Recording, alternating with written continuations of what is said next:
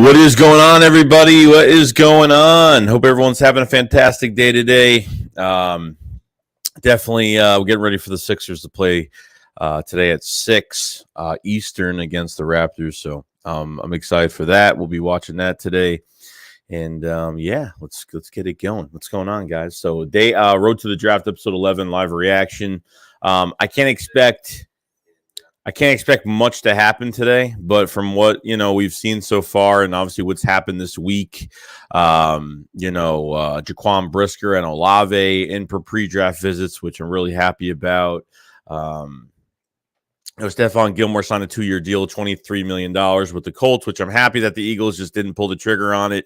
I'm just happy they didn't. I really want to draft this year, and you already have a number 1 corner in big play Slay right now. Get that counter piece on the other side for a number 2 corner, and get a guy in here that's going to be the future number 1 after Slay leaves. You know what I mean? So I think there's plenty of other moves the Eagles could do, but I think there's like maybe one more looming in the background as of right now, so I wouldn't go crazy about it.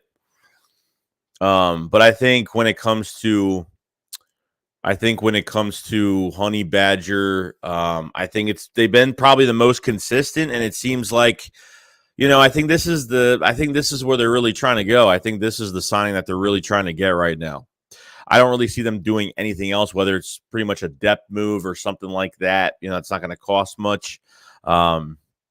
I could definitely see where we're going. So hopefully Honey Badger's on the roster by that time, and to see just what happens. You know what I mean? So I'm pretty pumped about it.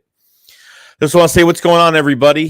We got Suo in the building, Philly Sports. We got Andres Meadow. What's going on? Ryan, Matt, Brandon Wright, Donovan Williams, Brandon Peterson, Brad. We got Scheme, Donovan Williams. We got Kikoa. What's going on? Jay, what's going on, man?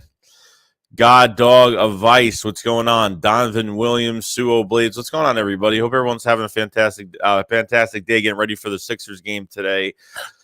Game 1 in the playoffs. See how they do. What's going on, David? Dixie, what's going on? We're chilling. So, as of right now, I am so pumped, and this is another 12 days to the draft. I mean, it's getting close, guys. It's getting really close. What are the Eagles going to do in the first round? They're bringing in, like I said, they brought in Olave, another wide receiver. So, I mean, to me, look, if it's up to the Eagles right now, I think they have really high interest in receivers this year when it comes to the first round. I think it's where they're going to go.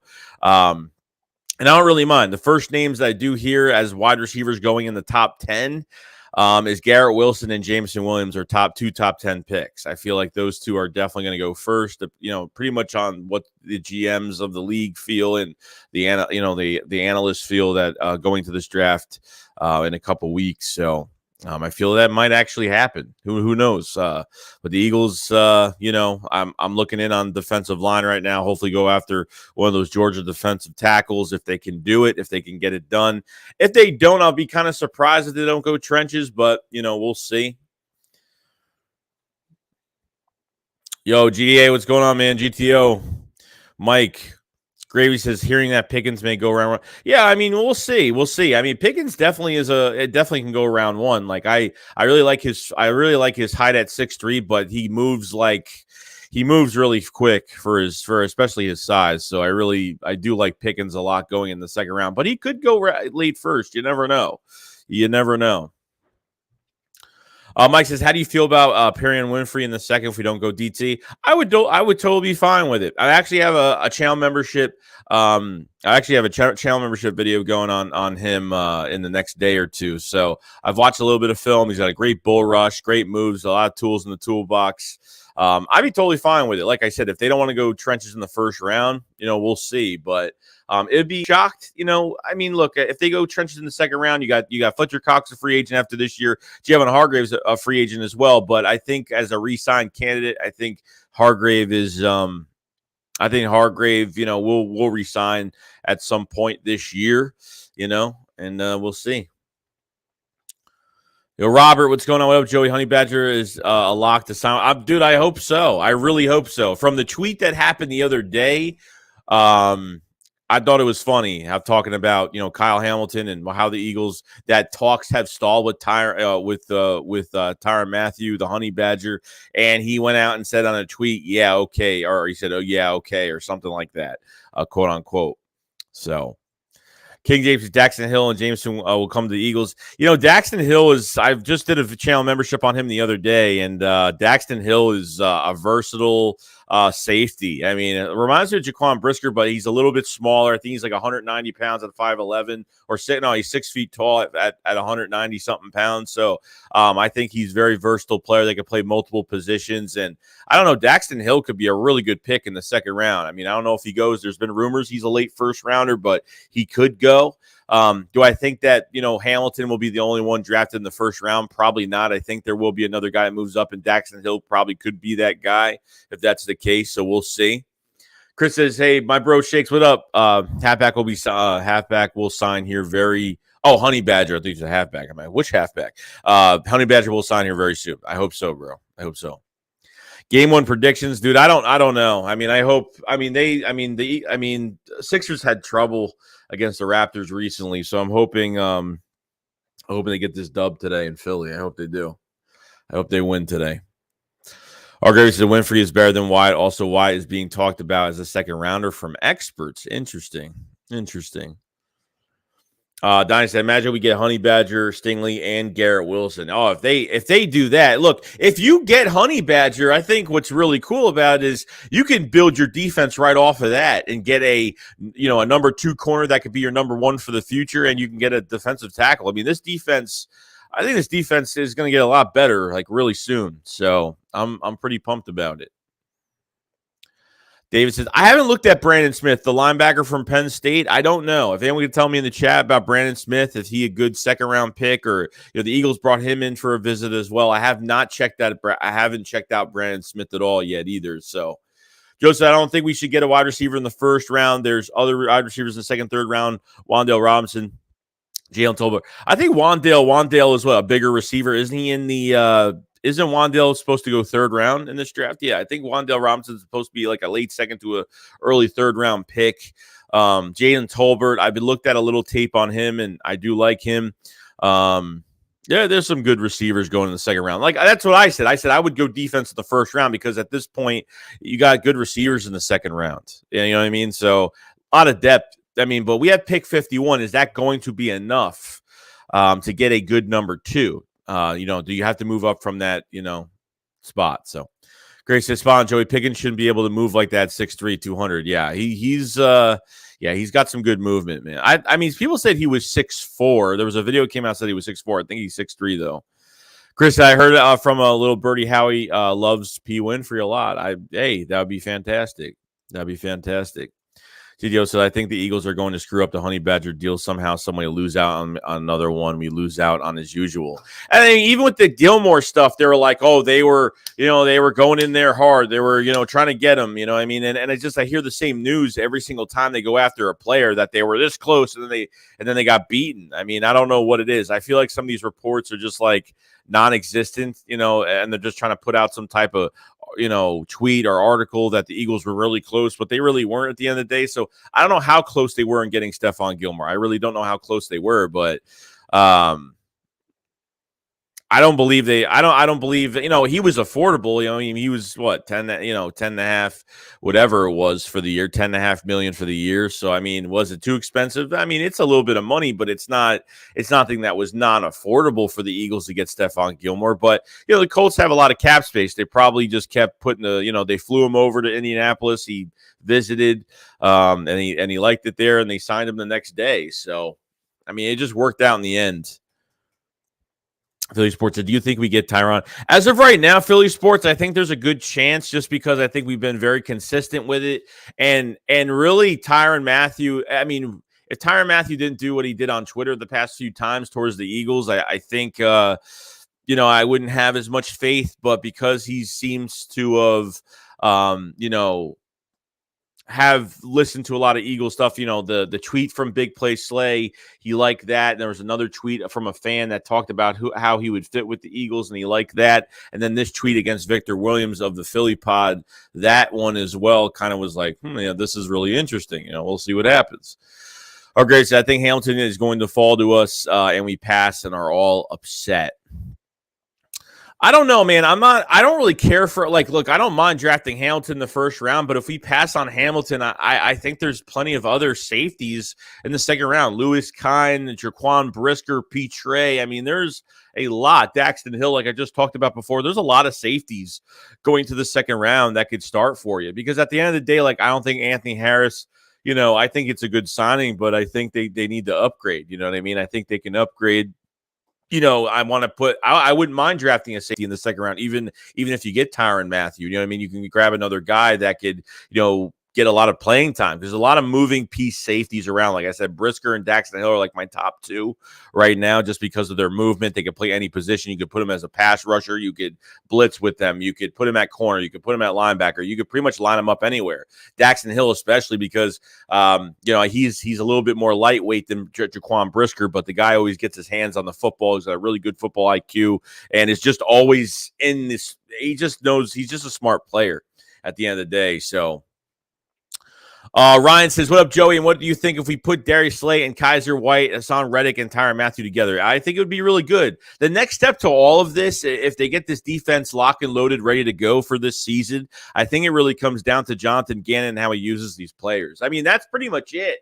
I mean, I think Gannon's on the hot seat as it is right now. I think he is on the hot seat, and I think he's got to show some stuff this year. He's got to show some things this year. So, we'll see, but I think I missed the super chat here. Hold on. I did. We got a super chat from R Gravy. Appreciate it so much, Mason. Matthew is signed today. Speak it into existence. I hope so, man. I hope so. Philly Sports. Appreciate super chat, by the way. R Gravy says, Philly Sports, Brandon Smith is a great linebacker, was a big part of the PSU defense. The problem is missed tackle rate.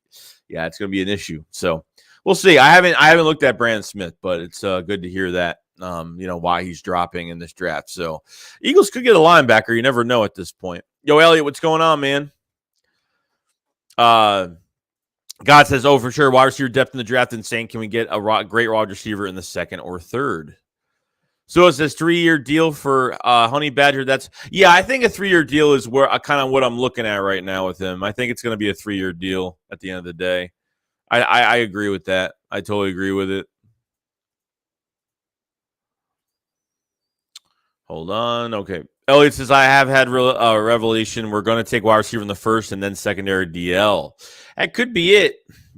Could be it. I think what the Eagles are going to do is they're going to go receiver and corner in the first round. That's what I feel like they're doing. That's the feeling I'm getting from this right now. So it wouldn't surprise me.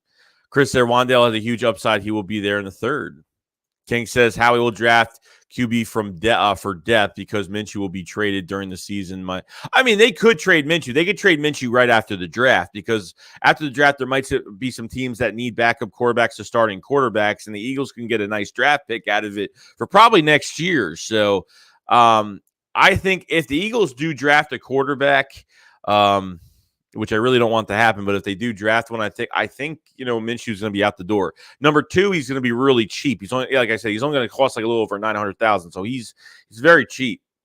Or is it Joey? If Hamilton, Stingley, and Davis are there at 15, who do you take? Got to go Hamilton, right? It just depends. If they have Tyron Matthew here by the draft, I don't think they go Hamilton. They're not going to go Hamilton if Tyron Matthew's here, but me, it's really hard because I really want to get that number 1 corner in the building. I want to get that corner, that number 2, actually, that's going to turn to a number 1, but the mentorship, you're going to get them big plays. It's going to be hard for me because I think Davis and Wyatt will be available at 18 regardless. I think one of them will be available, if not both. So I would really go cornerback. I really want to draft a cornerback badly this year. It's like time, I really want it to happen. Like, no joke.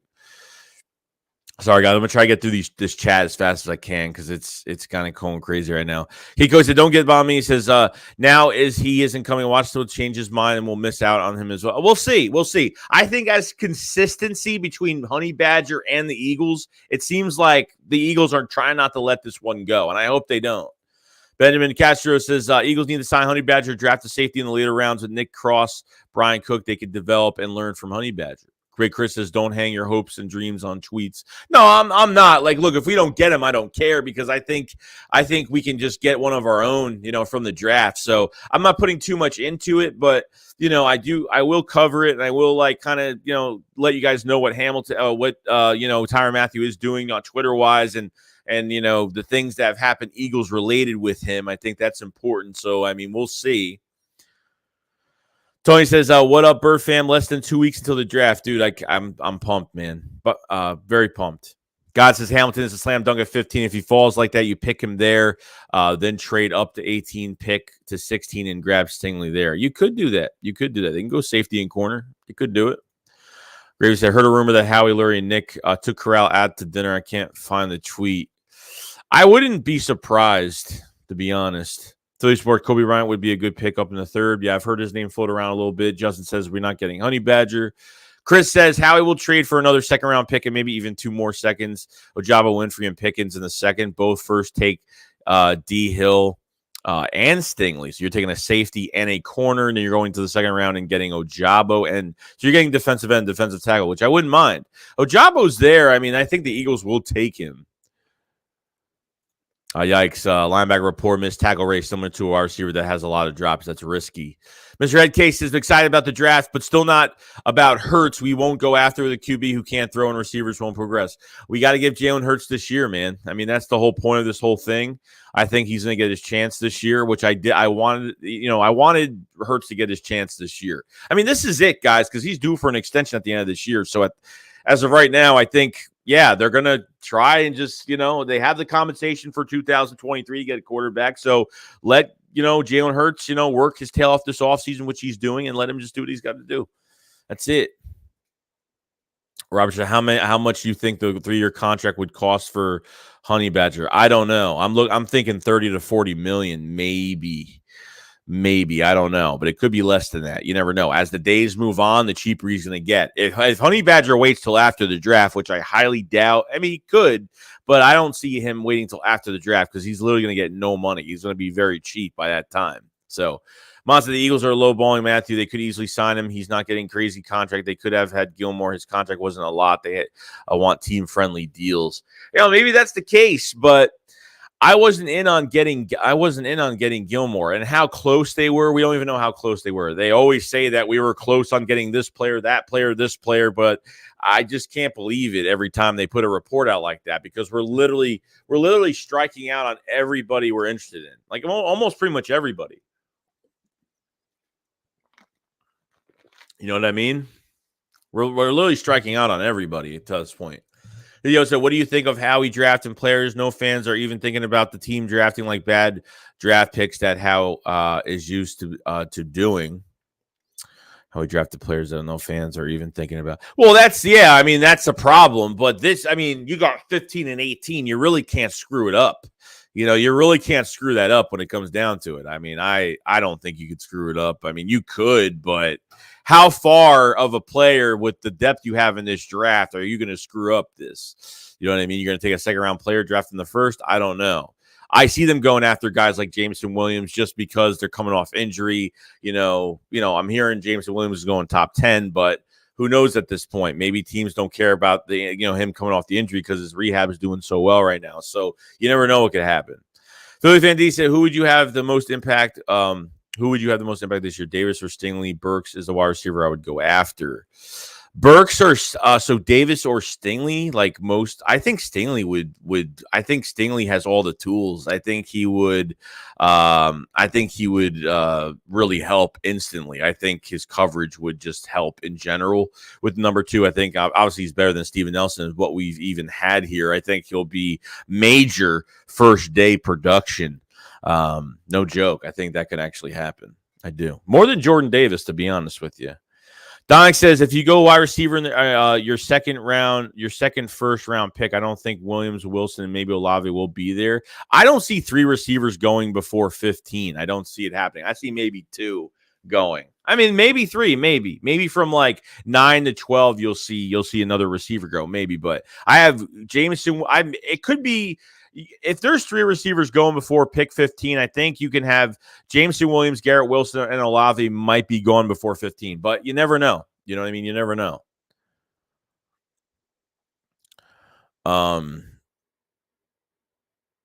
TYR says Petray or Brisker. I like Brisker a lot. I like Brisker. Like Petray when it comes down to Petray, it's mostly with his, I guess there's coverage, the turn of his hips, and I don't know. Like I think Petray's another guy can move around. It's really hard. It's really hard for me. I think Brisker is a little bit bigger.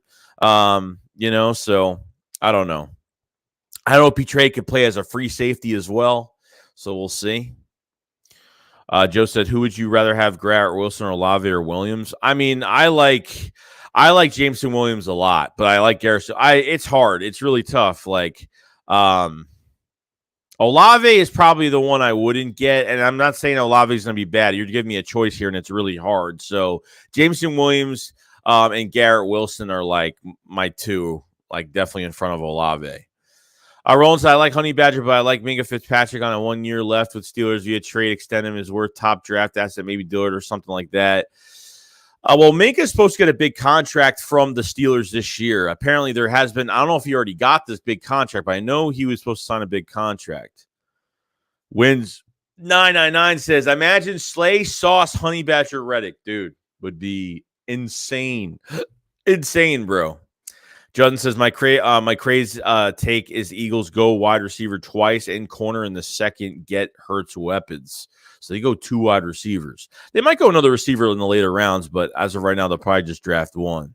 But we need another weapon for Jalen Hurts. We need more competition in the wide receiver room. We don't know what's going on with Jalen Reagor. We haven't heard much about a trade. I mean, after all that news, we haven't really heard much after that. And JJ's on the bubble this roster. I don't think he's really making it, to be honest. I think this is like it for JJ. So how we trying to wind down every draft prospect, apparently. Last I heard is Tyron Matthews thinking he wants the money of the Eagles or a chance to go Super Bowl with the Rams. I don't know, dude. I haven't heard much from the Rams. I haven't heard much news from the Rams, to be honest. I really haven't. Philly Sports says, who is your favorite wide receiver in the draft? What do you think is most likely to be an Eagle? Favorite wide receiver in this draft without injury is probably Jameson Williams. I liked, like I said, it's Jameson Williams, it's Burks, it's Garrett Wilson, Olave. I mean, it pretty much goes in that order. But when it comes down to it, I think an Eagle Howie Roseman type pick is Jameson Williams just because he's coming off injury, because he will take a chance on guys coming off injury. And I think that will be a Howie type pick. But if he goes top 10, and teams aren't really caring about his injury too much because he's kind of on schedule to play this, training camp or pretty much get it going this training camp. We'll see. We'll find out.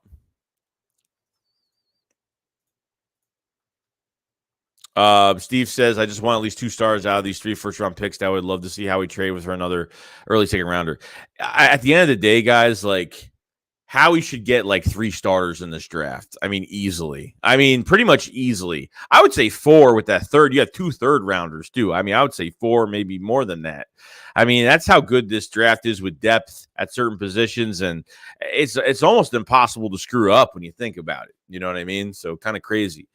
2 times as we are striking out and everybody the fans want. Definitely true. Definitely true. Robert says, what's your opinion on if Giants trade out of the 5th pick? You think Howie trades up to 6 to get Sauce still on the board? I think it's a huge possibility they get Sauce at 6. If the Giants move back, and who knows, the Giants might screw up that pick too. You never know. They could get, I mean, look, at the end of the day, I see the Giants getting Neal, that right tackle. I see them getting Kayvon Thibodeaux, Sauce. I mean, you know what I mean? So that, I mean, they need pretty much almost the same needs we have. Defensive end, corner. So if Sauce doesn't go to the Giants, if they pick, Neal for, the right tackle or something like that, they should trade out regardless. I mean, they got no 2 first-round picks for 2023. Daniel Jones on the last year of his contract. It's an extension year at the end of this year. So, they got to make a decision. You know what I mean? They got to make a decision because I'd rather them trade back, get another another first-round pick. The Eagles move up and get Sauce. If you're at 6, and I don't think the Jets are going to draft him. I think the Giants are more likely to draft Sauce. I don't really worry about the Jets too much because as of right now, they need receiver really badly. I mean, they probably need more offensive line help. So who knows at this point? But I think you move if the Giants trade back. I mean, there's a good shot. Even with the Giants there, you can still get Sauce at 6 if that's the case. I don't think the Panthers have a first round pick for next year. I think they're low on a lot of picks right now. So that that's why the Panthers probably need to trade back. They need picks very badly, and I think 15 would be a really good spot, or 18. So I'd give them 18, one of the third rounders, one of the 3 fifth rounders, and maybe a 6 this year. So you have 2 6 rounders. I don't know. Actually, you might actually have one. So I would just take away the 6 rounder and keep the 2 7s, or give him a 7th. Who knows? I would do something there, but we'll see. So the fan D says, what wide receiver would you say can give the most impact day one? Jameson Williams, no joke. Jameson Williams, I think the most impact. Next to him, probably Treylon Burks. Next to him, Garrett Wilson. I'm big on Treylon Burks. I really am, because I think he's got the size, he's got the hands. I think he's one of the most all-around good receivers going to this draft. That's why I'd rate Burks so high, because I think he's one of the most well-rounded guys going to the NFL when it comes to skill set, and most pro-ready is going to be Treylon Burks with Jameson Williams. Olave, like, he's a situational type wide receiver, but you can use him. You can stretch out the defense. Does he have that vertical speed? He definitely does. It's really his size that kind of makes me a little. I don't want him to get bullied at the line. I feel like, if he doesn't have that free release and he gets, there's a physical corner on him, it will stagger him a little bit. I think Olave is going to be a really good receiver. I just think maybe it'll just take a little bit more time for him to. It really depends on the team, the coach, and how they use some of these players. I mean, that's what it comes down to. J Funk, nothing much, man. Nothing much. Dog says, Dog says, Howie's definition of being close to signing a player is like $7 to $10 million a year off. Yeah, I mean, that's definitely true. I pretty much agree with that. I'm also, instead of closing deals, Howie's just checking to see what others have offered. He's not. Well, that's what I feel like they're doing. I feel like they're monitoring the situation, and they're trying to, like, match a deal. Then they get overpowered, and then they're pretty much gone. Carr said, who do you want the Eagles to draft? Right now, I really want them to go after one of these defensive tackles from Georgia, and I want to go move up and get a cornerback this year. That's what I really, really want to do this year. Like, no joke. I want that to happen. Hoping it does, but, we'll see. Mike says, Gilmore is a mystery to me. Is the money worth playing quarterback in the AFC? Your stats will be way better in the NFC, especially. Yeah, I get that aspect, but when it comes down to it, like, you're in contention right now. Instead of paying the money to Stephon Gilmore at an old age, it's still productive for his age, but it's just like, is there really any point to getting him in the building right now on a short-term deal? I mean, there's no point to it. Go in this draft and go get a guy in the first round that's going to be a 4-year, 5th-year option type player in the first round. Just go get him. Then once you draft him, you don't even have to worry about it anymore. Like, go draft your homegrown talent in this at cornerback. I'm good with trading up for Sauce Stingley and staying for Booth, or even drafting Kyer Alam from Florida. I like Kyer Alam, and really, other than that, I kind of wouldn't go any further than that. I'm not a big fan of Trent McDuffie. I'm not into zone coverage corners in the first round. I'm not drafting a corner in the first round because of zone coverage. I'm drafting a guy for man-to-man. Okay, just like Andrew Booth, his zone coverage isn't great at all, but his man-to-man is really good. So I would draft if we drafted Andrew Booth, I'd be totally fine with it. I'd be excited. I'd be freaking out. I'd be really excited about it. King said, how far does Jalen Hurts have to take the Eagles this year for Howie to continue building around him for the future? It's really just the eye test at the end of the day. At the end of the day, because I think when it comes down to it, it's his throwing, anticipation on throws, not missing wide open guys. And, we're going to find out. I mean, we're going to find out if he's going to be the guy. We're going to find out. You know what I mean? It's not going to, it's really not going to take long, and we might give it 10, 11 weeks and say, we'll give him 10, 11 weeks and see what he does. But it's a really weak division this year. Eagles can get into the playoffs. We'll see. We'll see what happens, but they got to do a better job. And it's not really just Jalen Hurts. It's Shane Steichen, the offensive coordinator. I feel like he's going to be on the hot seat this year because he's not, his play design is trash. His play design's trash. His route combinations for these receivers is trash. Getting certain receivers open in his playbook is trash. He's not helping his quarterback out. You're treating your number one receiver in Devontae Smith like a number 3 right now. You're treating Rager like the number 1 guy. It's I don't know what this offensive coordinator is doing. I have a big problem with Shane Steichen. I mean, there's a lot to go around with Jalen Hurts, of course, but Shane Steichen is a major issue right now. Major issue. I'm not even kidding, bro. Kenny says it's a line slept on position of need for us. Is O-line a slept-on position? I mean, it's not slept on. We always draft offensive line every year, so I don't care. They just turned a 7th-round rugby player into a Pro Bowl left tackle on a new contract. So, I mean, I don't care where they draft an offensive lineman. I go offensive line in the 3rd round if they really wanted, but we might not even do that. I'd get an offensive lineman 4th or 5th round. I'd go get a right guard at this point to see if Jeff Style could do something with him to maybe make him better than Jack Driscoll. Because I don't think Jack Driscoll's the guy at right guard, but I think he can move to right tackle when Lane retires or whatever happens. So, Graves to Dan Stilio, the roid raging clown, continues to put BS reports of us being interested in trading for a QB. The flavor, yeah, he puts out a lot. He puts out a lot of stuff every week. I see his stuff on Twitter, and I'm just like, it makes no sense to me. George says, why do y'all want to move up? Well, because, man, if you're moving up, like you're moving up for one of 4 players, Sauce, Stingley, Hamilton, or Kayvon Thibodeaux. Kayvon Thibodeaux is probably another name you have to watch move down the boards, too. See what happens there. Philly Sports, I watched the Ohio State spring game today. If Hurts doesn't work out, would you take CJ Stroud? I would, dude. I don't really know the quarterbacks too well for next year. Like I said, like I've watched a couple quarterbacks this year, a little bit, but I'm fine with getting somebody next year. If Hurts isn't the guy, we have I really want Hurts to work out so we don't have to use 2 first-round picks on the quarterback. Because just say, if Hurts works out, you got 2 first-round picks. Do whatever the hell you want with him. You know what I mean? Jared says Giants also in the worst shape of them in cap-wise. As of right now, they can't afford to pay their picks. They're trying to move on from Bradbury. Yeah, I mean, I feel like there's going to be a trade for Bradbury sooner or later. So Adoree Jackson's getting paid so much damn money right now. Like, what the hell? Like, I remember we had a lot of interest in him, and it was a total joke. It was a huge joke. I was like, yeah, this is not good. Looks like Kenneth Gainwell's working his tail off this offseason. Good for him.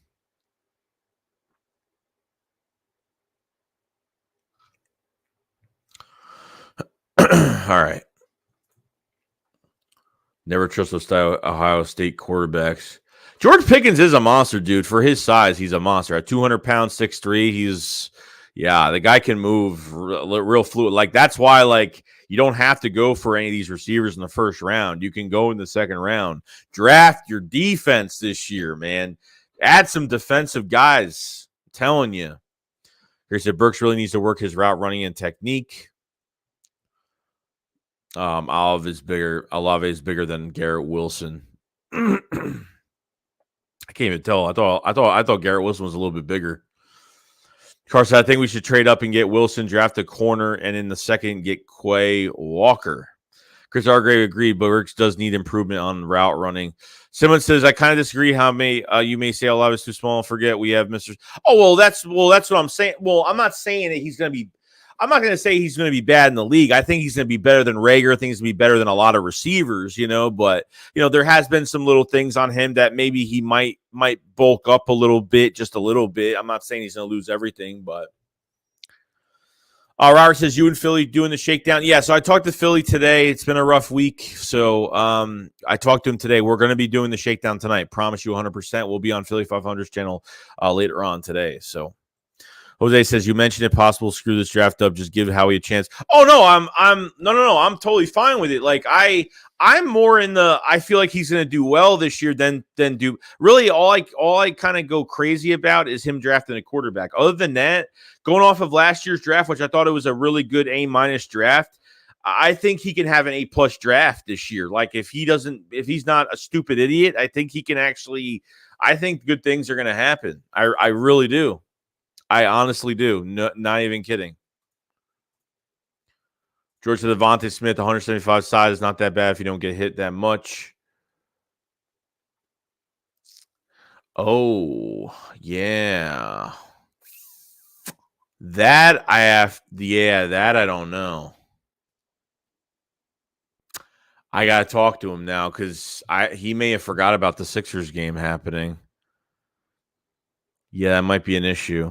I'm gonna have to text him because I totally forgot about the Sixers game at 6. And that's gonna, it won't end till what 9:30 probably. What is it, 3.5 hours? Probably. Jake says, how do you feel about Christian Harris? Oh, love it. I just don't think they're going after linebacker in the first 2 rounds.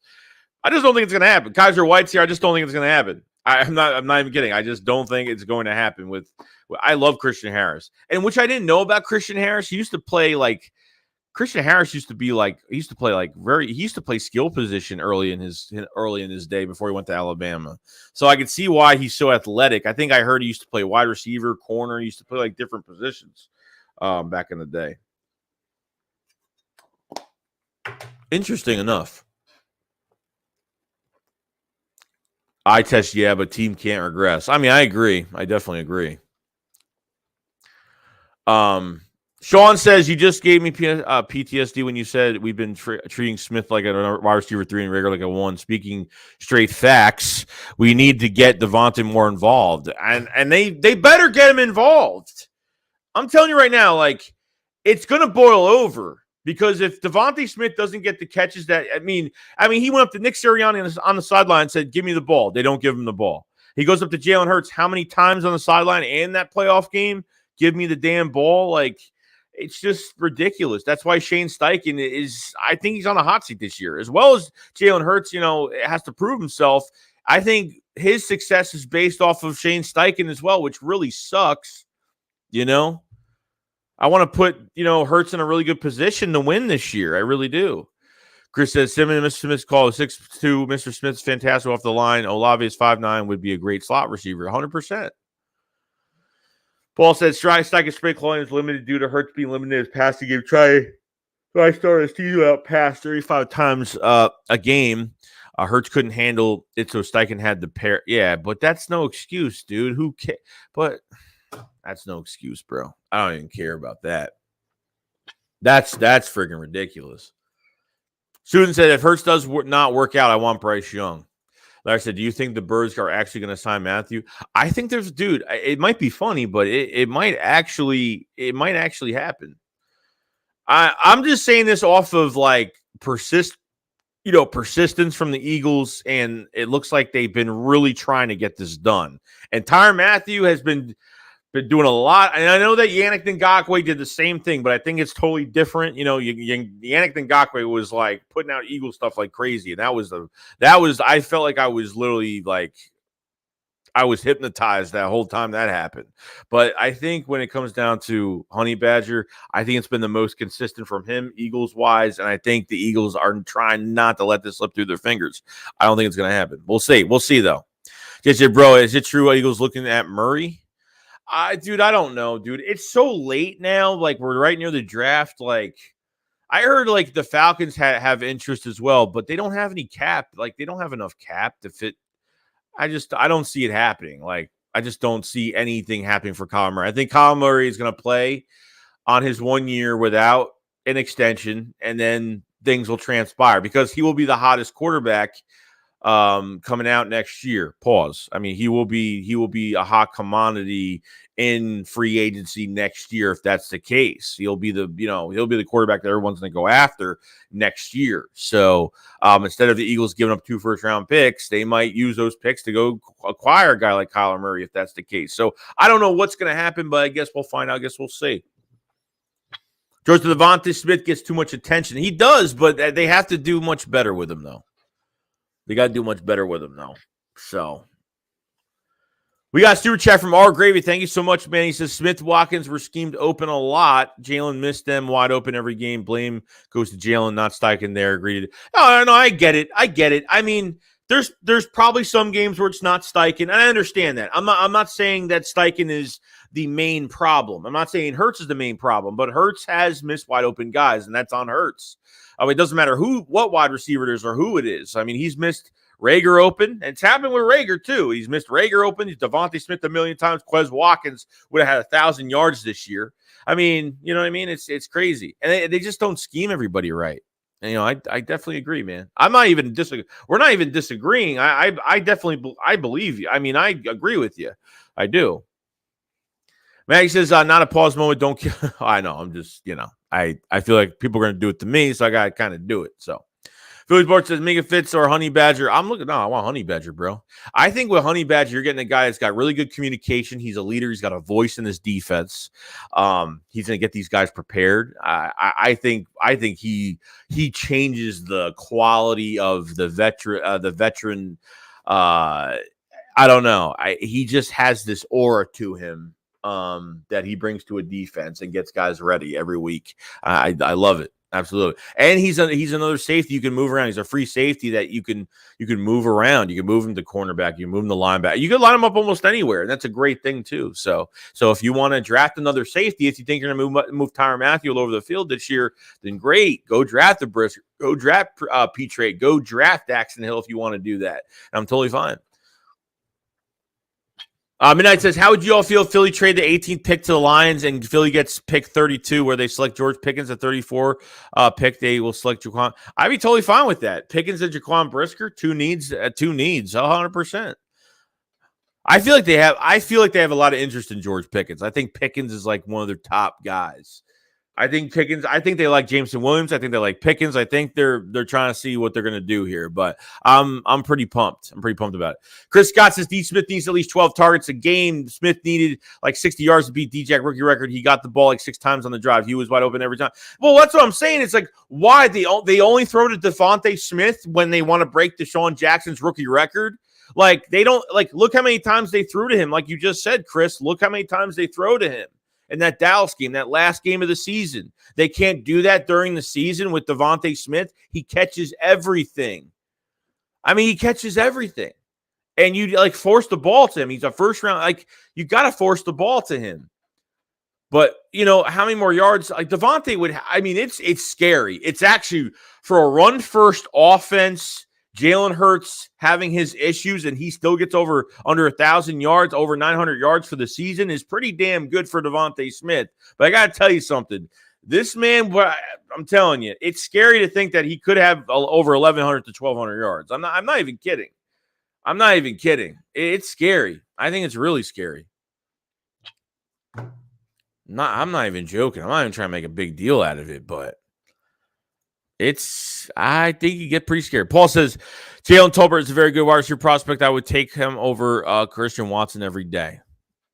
Christian said, hey, Joey, do you think we need a young tight end? That position is good with players that are on the team, because now I was looking at Woods out of Virginia. Oh, is that Jelani Woods? Jelani Woods got good size, really good speed. I don't know if they look at tight end early in this draft. I don't know. Depending on, Tyree Jackson's coming off an ACL. Jack Stahl is, more of a dirty blocking tight end. He's really more of a blocking tight end than he is a receiving tight end. So I don't know. I mean, I love Tyree Jackson, but the ACL was unfortunate, so I need to see more. But they could go. I mean, who knows? I don't think it's going to be early. I don't think tight end is going to be early, but we'll see. Jason, Howie and Jeff can't screw this draft. Yeah, they can't. They literally can't screw this up. I mean, I'm telling you, like, the only way they screw this up, they take a name we've never heard of, and it's just, to me, it's just crazy. George said that's why it's good to have another year. It was basically everybody's first year. Well, yeah, this was the problem with the Eagles last year. You had a rookie head coach, first year head coach, rookie quarterback, brand new offensive coordinator, brand new defense. There was too many new. Your offense had no veteran. You had no veteran in your wide receiver group. I mean, you really didn't. You know what I mean? So there was a lot of issues. There was a lot of issues. This offense is way too young. That's why at the beginning of free agency, I wanted the Eagles. Okay, I wanted them to get a veteran receiver in the building. That's what I wanted, because I think it's going to help the rest of our guys. We're just way too young, and I think we just made a lot of mistakes. It's just the way it is. Everything, like you said, George, everything was way too, it's basically everybody's first year, and it technically was for a lot of starters. Quez Watkins, became like that, full-time, like, was starting to really progress well as a starter. Devontae Smith, rookie. I mean, there's a lot of new pieces between the coaching staff and, what you have on your offense. Gravy says this is the most important draft. I agree, dude. In the Eagles' history, this is our future. You do this draft and you take 10 steps backwards, man, it's going to be tough to get out of. You dug your hole another 10 feet deep, and it's hard to get out of right now. So, it is what it is. Roll to, hey, Joey, what do you say about close out your YouTube vids, your closing line? Saw someone ask the other day, and you still haven't told us. It's Shake Squad up, Fly Eagles Fly. Peace out. Pretty much, that's all I say. It's pretty much all I say, really. Paul says, Joey, Hurts is more than a hot seat 2023 than Shane Steichen. Watch the tape. No, I understand that. I'm not saying that. Look, I just say there's a little bit of blame to go around, but I think Hurts is more of, he's a liability right now because he's not getting it done. So I get it. 3 down, 2 cup. What's up, bro? I'm convinced Sauce Gardner might be the best player in this draft and a perennial all-pro. Trade both first and a third, a fifth next year, year's second if you have. Damn, that's a lot, dude. You're going to give up 2 first, a third, a fifth, and next year's second to move up in what? To move up where, though? You're moving up, what, to 3? You're moving up to the Texans at 3. You're moving up to the Carolina at 6. Is that where you're moving? That's a lot of picks, man. Jay says, are you doing a stream on draft day? So me and Philly 500 are streaming from both channels all 3 days. So we're going to be streaming for like 13 and a half hours for like 3 days. So definitely give both channels a lot of love. We have 182 people in the chat. Much love to everybody that's in here. Guys, subscribe to the channel if you guys are new. Check out some of the videos. Subscribe. Trust me, you're not going to regret it. We cover the Eagles every single day. Like the stream if you guys haven't. Check out some of the memberships in the pin. We just did some channel memberships on Daxton Hill and a few other guys.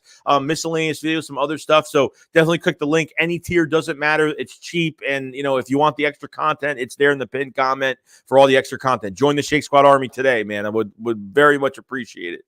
Thank you so much. Yo, Splash, what's going on, bro?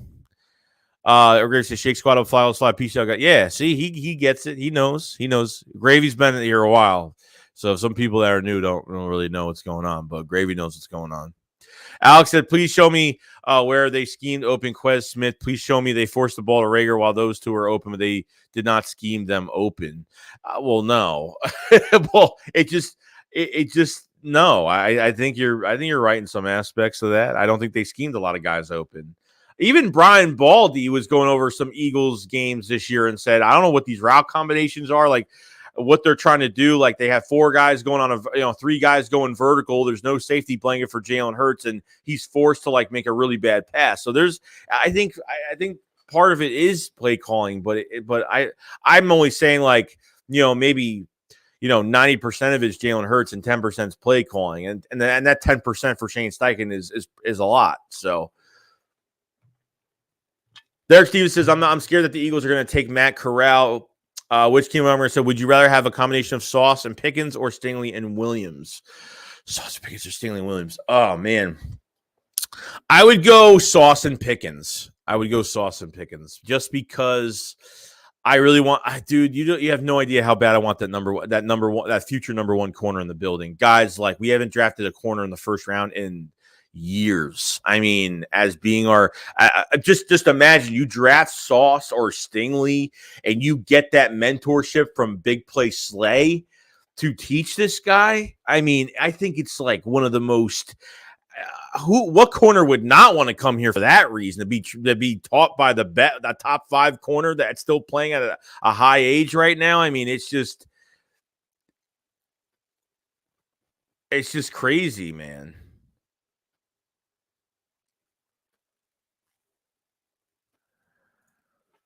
Derek Stevens says, yeah, that's what it's scared about.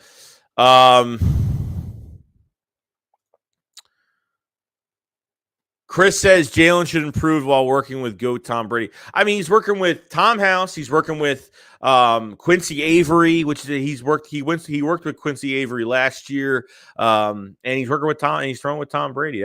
Look, I don't question Jalen Hurts' his work ethic. Okay, that's number 1. But his play has got to match. His play has got to match his mindset. I mean, that's pretty much it.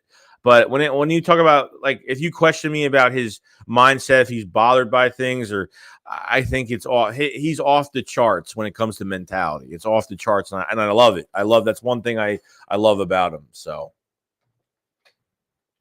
Lebo says, I feel like Devontae should have had 3 more touchdowns and probably more than that, dude. 300's just being generous. I think he should have probably had more yards than that, to be honest. That's just me at the end of the day. Paul said, pass on Drake London. I like RSU Alec Pierce more than that bigger, stronger outside target. Yeah, Alec Pierce, I've heard his name fly around a good amount of times as well. Alec Pierce. Let me just do this. We're good there.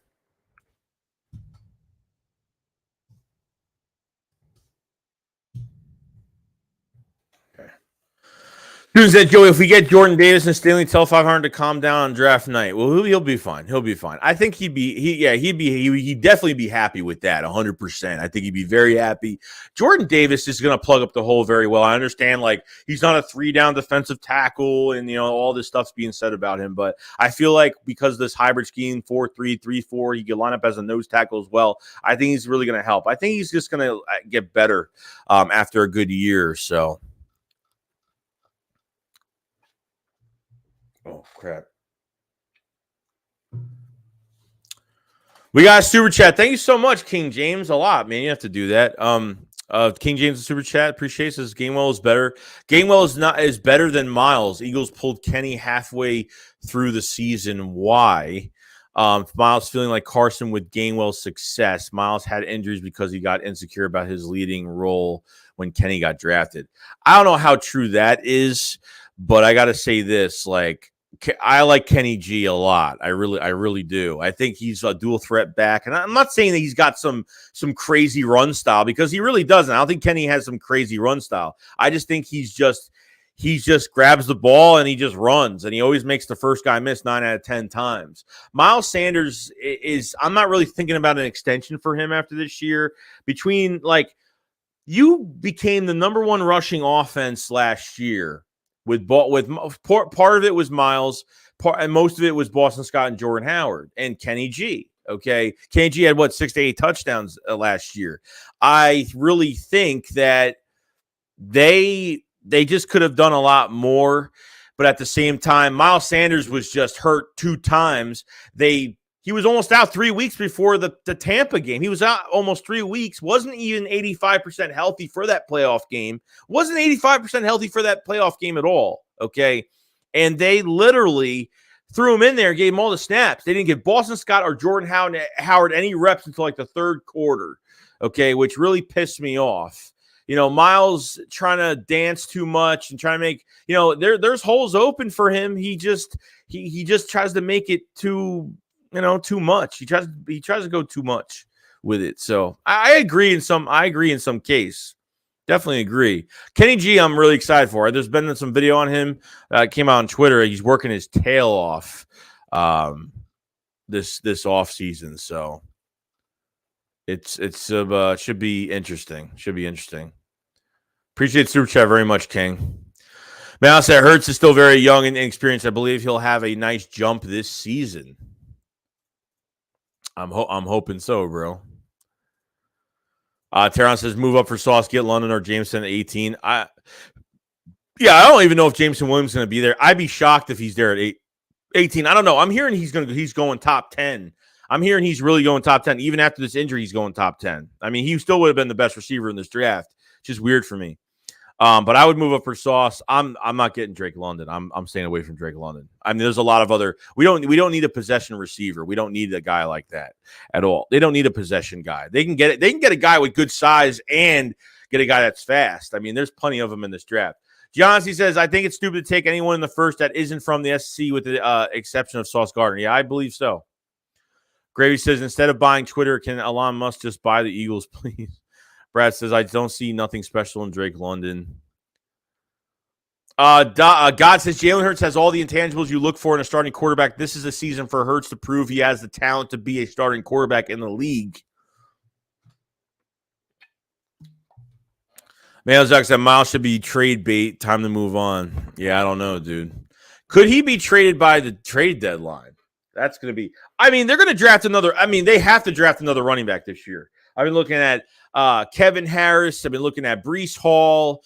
I forgot who else I looked at. I think – am I missing? I know I'm missing one. I looked at, I think, like 3 running backs already. Sanders Dub, Miles Sanders said he's not got something to prove this upcoming season. Got to see it, believe it, but I hope he balls out. I hope so too, man. I hope so too. I heard that too. I really, I'm hoping he does. I want brand new Bears. I want Jermaine Johnson bad. He's fantastic, dude. I love Jermaine Johnson, and he was a Georgia transfer, man. And he just tore it up with Florida State. You know, he did a really good job. So Jermaine Johnson might go top 10. He might be a top 10 pick this year. I definitely believe it. If Walker's going to be probably the first pick of the draft, for what it sounds like. Kayvon Thibodeaux, we'll see where he goes. Karlaftis will probably be available by our pick, which I'm not really a big fan of him. I mean, I think he's going to be good, but I just, I've been a little iffy on Karlaftis. Chris said, Shakes, I like Hurts, but you better improve a lot this season. It's very important. We don't need the Slim Reaper, Goddard, Quez, and whoever we draft turn on. Yeah, and I feel like it's going to boil over. I mean, I'm not saying that Jalen Hurts is going to play bad, but I feel like if Hurts isn't – if you're hurting their bag. I mean, Devontae Smith, you're hurting his money at the end of the day. So if he's putting in all this work this offseason and he's not getting the ball that much, or they're throwing the ball in really bad spots, it's just not – it's the anticipation. It's just crazy. Nate says Miles is explosive, but Shane Steichen got to go. Yeah, we'll see, dude. I'm not big on Shane Steichen at all. Chandler Stanton or Pickett if he's there. I would take Pickett, man. I'm not Pickett in the first round. I don't think they need to move up for him. I don't know. Gary says Mike's not big enough. Pause to go through holes. Philly says, should we let Sanders walk? I don't think they're paying him, dude. I really don't. Miles Sanders is one of my favorite players on this team. Like, I just don't think they're giving him a big contract. I just don't see it. How you're building the offensive line this year, it's a totally different story. How they're building that offensive line. All you need to do is plug in players and get some some mid-tier contracts. Some 1-2 punches on this team. I just don't think they have the offensive line for years to come with the depth behind it. I mean, depending on what they do with Kelsey after this year, at the center position where Isaac Samalo is going to go because he's coming back, but I'm not moving Landon Dickerson to center because it's not happening. Keep him on that left side with Jordan Mailata. I feel like they don't have to pay a running back that much money. I mean, look what Ezekiel Elliott's doing. He's getting paid $18 million this year for what? To rush for 4 yards every snap. I mean, it's good, but it's just, running backs are just overvalued in my opinion. And the offensive line makes the running back in some cases. You don't find a generational running back talent, too often, but. Roland says Slay recruits more players than Howie. That's probably the truth. And his wife, too. His wife does the same thing. Mark said, how about all the ball drop passes? These bums need to catch the damn rock. Yeah, but if you're putting drop catches more on them than Jalen Hurts, then I don't know what to tell you. I don't think that's a good statement, but. Looking for the draft trade value chart. If we trade 15-18 value at 1950 points for Panthers, 6 value, 1,600 when considered a trade for Sauce. I don't think you have to give up that much, man. I don't think you have to give up that much. I think that's the truth. I don't think you have to give up that much for him. I mean, for moving up in this draft, I feel like more teams are wanting to trade back because the quarterback class is not good. I think they're reaching way too much. I mean, the Panthers are reaching too much at that pick, so... George, I believe Hurts will have a nice job, but it's not the way we want it to be. We will make more deep throws, but he's a running quarterback. I believe he will run the ball a lot more. Yeah, but he's got to throw too, man. He's got to throw the ball too. He's going to get his rushing touchdowns. He had 10 rushing touchdowns. Well, he had 10 this year. He's going to get a lot more. I question Hurts' decision-making. Definitely. Those tight window throws at that moment where you have to arch the ball. He missed Devontae Smith a million times this year because he was being way too cautious on some of these throws. I mean, I saw Jalen Hurts throwing a slant pass behind the receiver 5 to 7 yards. It's pretty bad. You know what I mean? The draft is April 28th. Trey says, don't forget last year a lot of running success was due to the O-line. And I agree. I said that earlier this stream. Like the run game, is not going to work without Jalen Hurts. Like no joke. Like defenses have to respect Jalen Hurts for him running with the football in his hands. Like they have to respect it. You know what I mean? So, it's not the running backs that make this run game in the offensive line. I think it's more Jalen Hurts making this run game work than anybody. I know you need the blocking and the running backs to do it, but Hurts is, with Gardner Minshew in there, you don't have to worry about anything like that. You know what I mean? With a run game. Paul said Hurts has started some 60 football games the last 4 or 5 seasons. Lack of experience is an accurate excuse. How many 23-year-olds have started? No, and at the end of the day, Hurts has only played a year and a half of football. at beginning of last year, I didn't harp on him too much because he was still a rookie. He only played 4 to 5 games in 2020. And then, I waited till like maybe week 12, 13 to be like, okay, now he's really got to start to play. He's started a lot of games. He's got to start to play a little bit better. You know what I mean? So I gave him some slack early last year because technically he was still on a rookie year. When you really think about it, when you add those games up, he was still on a rookie year. So technically he wasn't in the second year. He was still in his first year. He's going to his third year with pretty much a season and a half under his belt. He hasn't even had 2 complete seasons yet in 3 years. So that's why when you draft a quarterback in the second round as a backup and you had Carson Wentz in there, a guy like this should have had more playing time in the second round. But because, of the situation and just being a bonehead pick that it was, not saying, maybe it worked out for the long run. I don't know. But George says, the thing I liked about Drake London is that he wants the ball all the time. Manuel says, agreed, they need the fresh legs in the backfield. George says, I don't see anything special right now. Chris says, the 1-year wide receiver I think will be the biggest bust is Drake London. And look, and not even just that, Drake London's not running his 40 at his pro day. Like, Drake London's still dealing with a stupid hamstring injury right now. So he didn't run at the combine. His original date for the pro day was April 6th or 7th. Then he canceled it and made it. I think he had his pro day yesterday or sometime. I think he's having it. I don't know, next week. Or I don't know. He rescheduled his pro day. I don't know if he already had it. I haven't seen any videos on it. But he's not running his 40 time at his pro day, either because he knows he's not going to run. He knows he's not going to run well because of injury, that he's still injured still. I mean, it makes no sense. I mean, if he's injured, he shouldn't be doing anything at all. You know what I mean? He's gonna, but he's not doing his 40 because then he wants to be a first round pick this year. It's for money reasons. That's what it's all about. It's for money, because he drops the second round, he's losing a lot of money. You know what I mean? It's just, I wouldn't take a chance on it. I wouldn't, just because of how he has this lingering hamstring injury right now. I wouldn't take a chance on it. I wouldn't. I'd rather take Jameson Williams off an ACL than take him on hamstrings just linger and linger and linger. They keep coming back. It's just, you can't do anything with a hamstring. You just got to let it heal. Like, you can't, there's nothing you can do about it. Oh, Hassan Haskins. There you go. Yeah. So Hassan Haskins from Michigan. I liked him too. There's a lot of bruiser backs in this. Thank you, Philly Sports, for I totally forgot. So, there's a lot of good bruiser backs in this draft, like big bodies that have some elusiveness. I like those guys. I think they should add a big body running back this year. I really think they should. There's London going to be a star. Just watch dude film is insane. Chandler says Kenneth Walker there is still another running back, but the backs in this draft are all too small. I don't think all of them are too small. I think there's some. I mean, even if they're small, but like are real bulky and can be bruiser type material, it just really depends. But we got a super chat from Alex White. Thank you so much, man. He says, Joey, I wanted to stop by and show some support to the channel. While I don't always agree with your takes, I respect the effort and passion you put into your craft.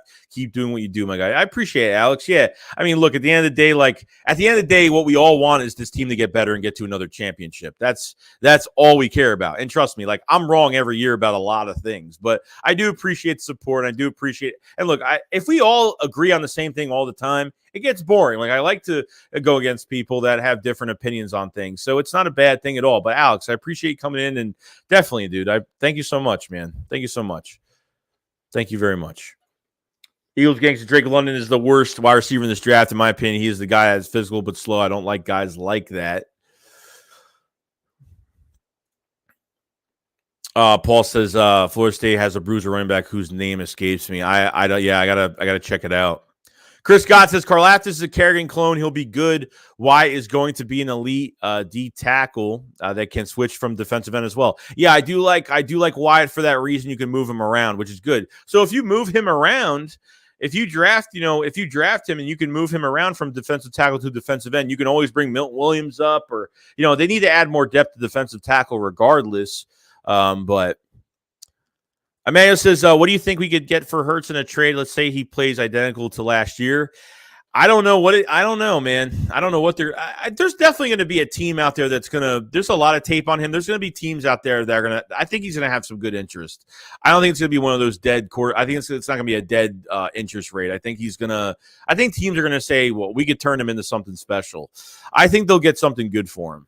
I mean, I don't know if it's going to be a first round pick, but I think they can get some picks for him. Chance to the biggest one is 225. I only think true bruisers are like Blunt and Henry.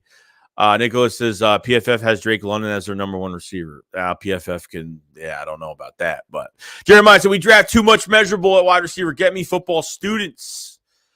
Susan says last great wide receiver was Jerome Bettis. Now says Drake London might be first receiver taken. Paul says Joshua Corbin, 6 foot 205, would be a thumper between tackles with a frame, get 210, 215 in 2-year time. Doug says, I don't think Drake London is slow. He isn't slow on film. I think he's a yak machine, but it doesn't mean if he has yak, he can get some yak yards, definitely. But I don't think he has elite speed. I think it's really good speed, but I don't think it's elite. But I think he just does enough, sure.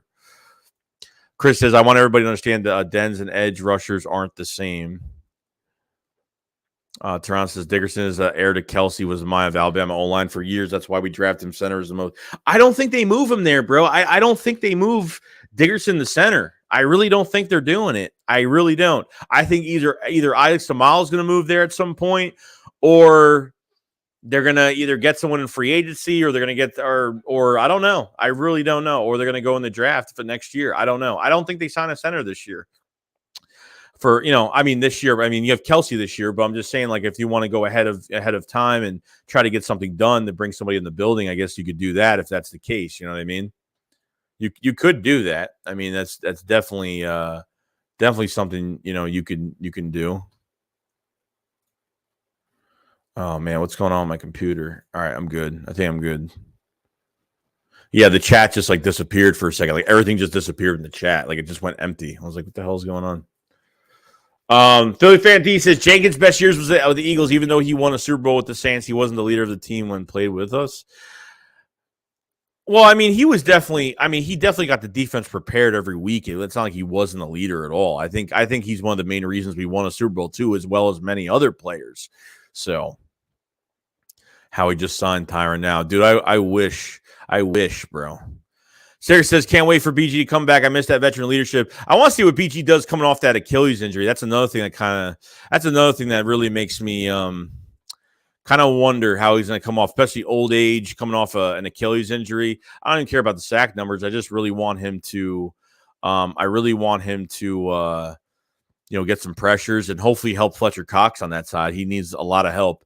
Eagles Gang said, Joey, why did the Honey Badger delete his tweet? Something big? Yeah, dude, I think something's going on, man. I feel like something's brewing with this Tyron Matthew stuff. I really do. Deep down inside. If we don't get him, I'll be like, it is what it is. But I feel like something is brewing. I feel like there's good things happening with this. I think Eagles have been very persistent with this Tyron Matthew stuff going on. I think there's good things happening, guys. I really do. Larry says, I've been reading that Wyatt might slide down the boards because of domestic violence issue. Yeah, that was from a few years ago, though. But we don't even know all the information from it either. Like, you know what I mean? Like, I heard it was from like 3 or 4 years ago, like a while back. I don't know. I want a Wilson, Olave, or Williamson if we get them in the second or late first. Uriel says, do you buy the hype with Travon Walker skyrocketing up draft boards lately potential? I don't know, because I had him. I thought when he was in the combine, he had a really good combine. I thought he looked better than Ojabo at the time. And I said, oh, yeah, Walker's definitely be a top 10 pick, maybe 8 to 12, something like that. And then Ojabo would help, with Travon Walker moving up. I figured Ojabo would be right there before he tore his Achilles and got hurt at his pro day. But I think I think his pro day was really good. The combine, but his pro day was really good as well as his combine. His pro day was a lot better. He's a freakish athlete. He's just oh my God, he's really good. I don't know if he's number one pick material, but I don't know. I think the Jaguars are maybe starting to shake things up a little bit. Aiden Hutchinson might not be the number one pick in this draft. If not, he'll probably go to the Lions at 2. I don't see him really dropping off too much after that top 3 pick, in my opinion. But we'll see. You have to go. Drake London is physical but slow. I don't like guys like that, like Mike Evans, T. Higgins, like Mike Williams, like Keyshawn Johnson, like Alshon Jeffrey, like Andre Johnson. Paul says Garrett Wilson is nothing like Devontae Adams. Who's that dude? I like Wilson more than London. Oh, yeah. I think I like a lot more receivers than London, to be honest. Seriously, I have high hopes but low expectations for this upcoming season. I just hope Howie does not screw up this draft. Recently, Kerrigan carried our team to the playoffs. Yeah, I wish. I wish. Kerrigan's only great game was that playoff game. He was a monster in that game. He was getting to Tom Brady like 9 out of 10 times. I mean, really well. It keeps freezing. That's weird. I don't know what's going on. Man, so you think the Cowboys will move? I probably have to restart my modem or something if that's the case. So you think the Cowboys will move up for cornerback? That now they have another felon out there. Kevin was Kelvin Joseph the guy that they said that? Remember the Cowboys fans were saying that Kelvin Joseph is the only receiver that shut down Devontae Smith. He shut down Devontae Smith, that cornerback or whatever it was. Was that the guy that they were talking about? But he didn't shut down Devontae Smith. He still had over like $130, $120 on him anyway. And 3 touchdowns. Simeon says that's the Alabama receiver, then get a D-line from Georgia, fill the hole throughout the rounds. I agree. Isaiah Burns says, how about we send 1st, 2nd, 4th, and Rager to DK? Yeah, it's going to cost more than that, dude. If they weren't taking the 10th overall pick from the Jets, it's going to cost so much more. Brad says that was very weird. He deleted that. He's showing major. Dude, I'm telling you, he deleted that tweet from Victor Williams when Victor Williams talked about the talks between Eagles and Tyron Matthew, Honey Badger have stalled because the Eagles are going after Kyle Hamilton. They've been looking at him a lot. Blah blah blah. He's moving out of the top 10. He could be the guy. And then Honey Badger tweets, yeah, okay, like you know what I mean, as a joke, but I thought it was funny.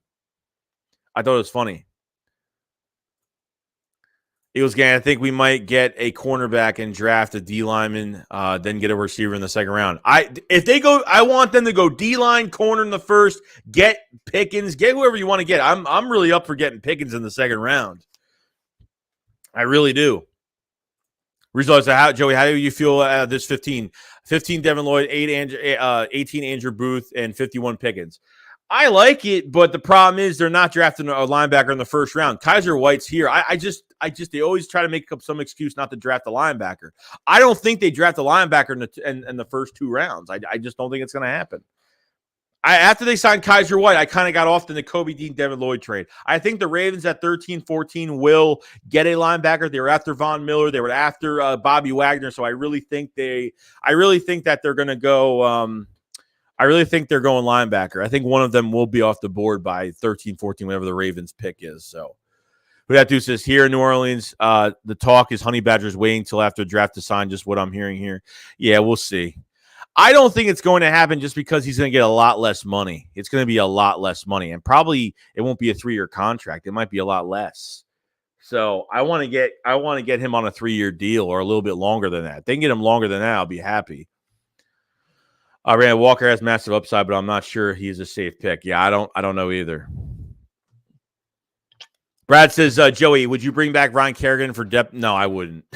I wouldn't, dude. He's just totally not great. I thought he would have done a lot more last year, but it just didn't happen. What's it? Arnold Ebigidi says from Penn State would be a nice draft pick for our defense. Oh yeah, defensive end in the 2nd round. Sure, I love his bull rush. He's got a nice bend around the edge. I have no problem with him. I think he's a good player. I think he'd be a nice rotational guy for us to see how much production he gets from being here. Let's see. Sixers Dub says, what are your thoughts on Charles Wiley out of outside linebacker? I haven't checked him out. I've heard his name. I haven't checked him out yet. Eric said the perfect first picks of 5 in a day or 2 would be Derek Stingley, Devin Lloyd, Jaquan Brisker, George Pickens, and then get David Ojabo at the end of the 3rd round if we get lucky. Eagles Gang says, dude, Jackson Hill from Michigan is underrated. Wouldn't be surprised. Yeah, Daxton Hill is a beast. Daxton Hill is a versatile safety that can play almost any position in your defense. You can use him as a pass rusher, a blitzer. He's 100. What is he? 6 feet, 190 plus pounds. I just did a channel membership on him the other day. It's not freezing. Yeah, I don't know what's going on. Philly Sports, do you think we could trade back in the 20s and take a chance on Jahan Dotson? I wouldn't mind doing that either. If they want a vertical threat, I'm fine with Jahan Dotson. And I'm not really a big fan of Penn State, but I got to say this. Like, the quarterback from Penn State underthrew a lot of balls to Dotson last year, and he could have had a lot more productivity last year. I like Dotson. He's smooth. Really smooth. He's really fast, really good hands. Do you think Jenkins will retire an Eagle? I hope so, man. Eagles Gang says Diggs was on Devontae Smith, but at the same time in the season, this team was bad. Tyron said, if we don't get Sauce, I want Andrew Booth. I would take a chance on Stingley, dude. I think Stingley's gonna be something special. Like the attitude and mindset between Sauce and Stingley is like, it's crazy ridiculous.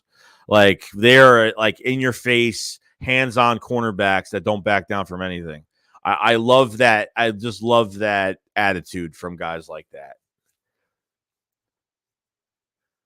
5-star, what's going on? What up, Joey? The 49ers here talking about trading Debo to the Eagles. Yeah, I don't know, man. Till I see something on it, what it's going to cost, I don't know. I really don't know.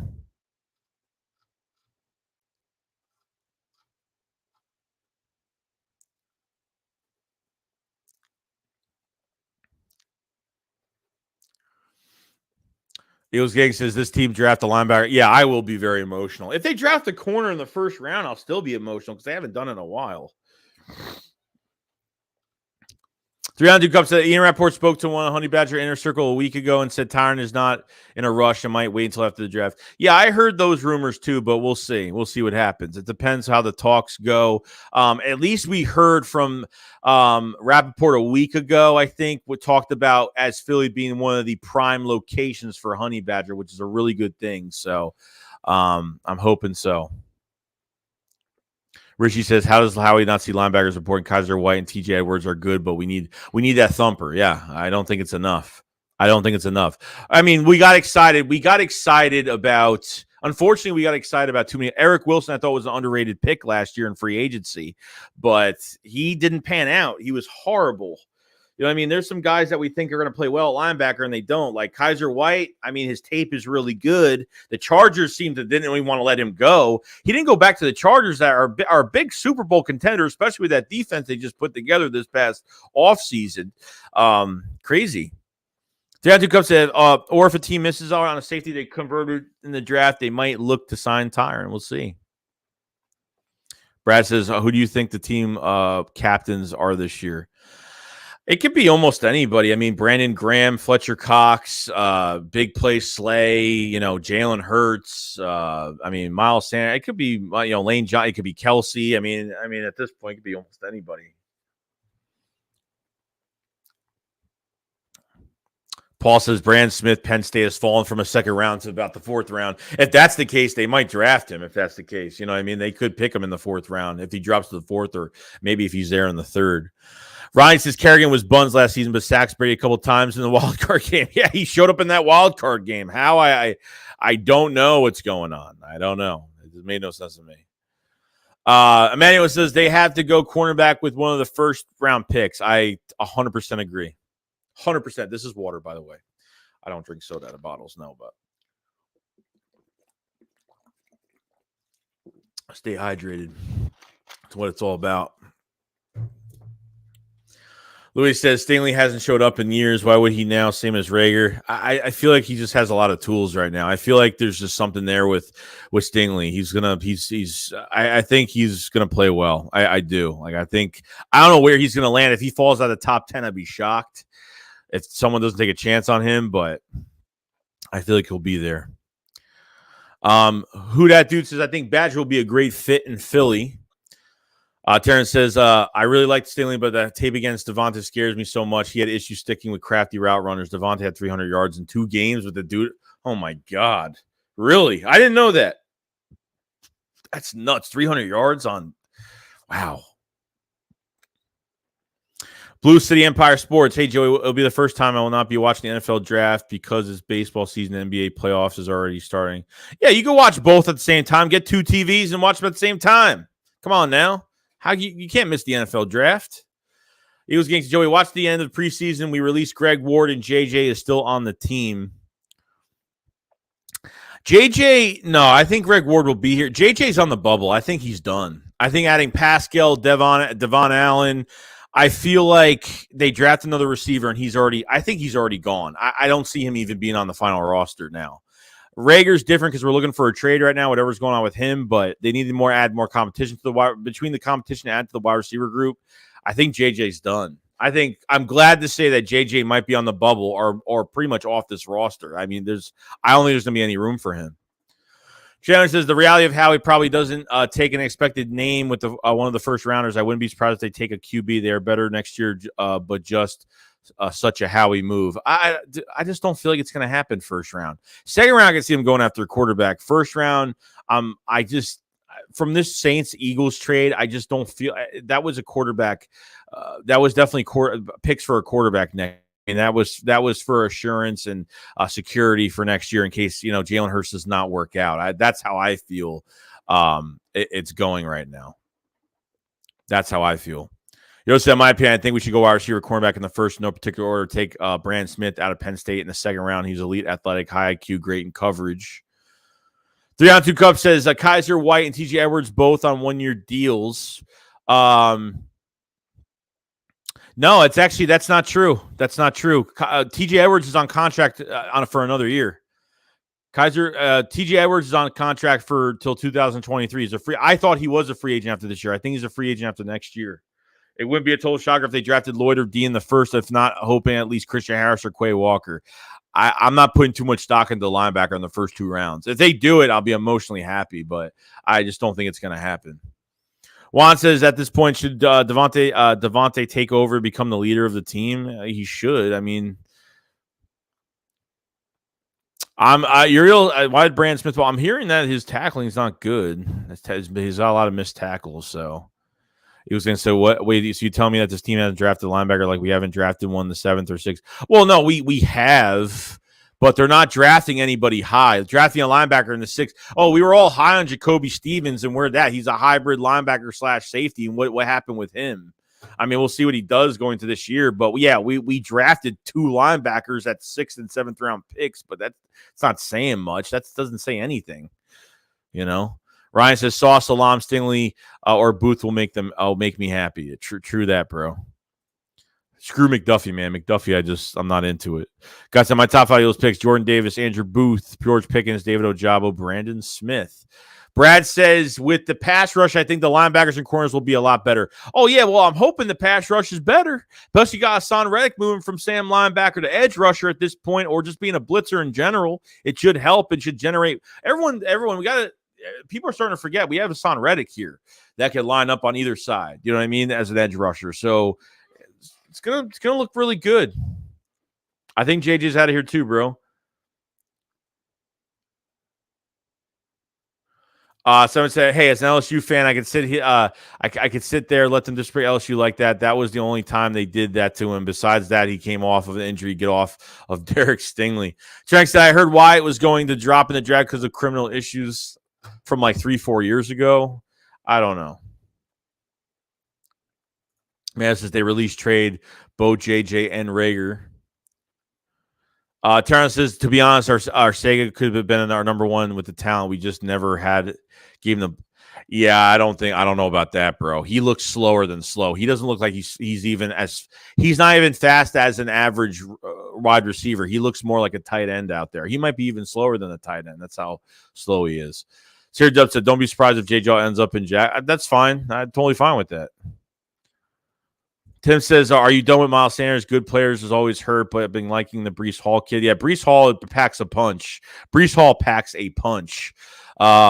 Miles Sanders, yeah, it's if he gets injured again this year, I don't know how you could say you're going to give him an extension. I think they move on, or they move on, or they look for a trade by the trade deadline. As much as it hurts for me to say it, but he's not giving me enough. He dances way too much, and then when he comes back, he tries to make big plays all the time, which is fine, but it's just you're out almost 3 weeks. They put him in a game not even 85% healthy for the playoff game, and he just looks average. I mean, he didn't look good. The whole team didn't play good either. It doesn't even matter. But Boosie said, I don't have a computer as of right now. I'm getting a new computer. Joe Max, the safety Nick Cross from Maryland is a real deal. Check him out, Joey. I'll check. Yeah, I've heard his name come across a good amount of times too. Chuck said the Watts, they're better options when we picked Davion Taylor.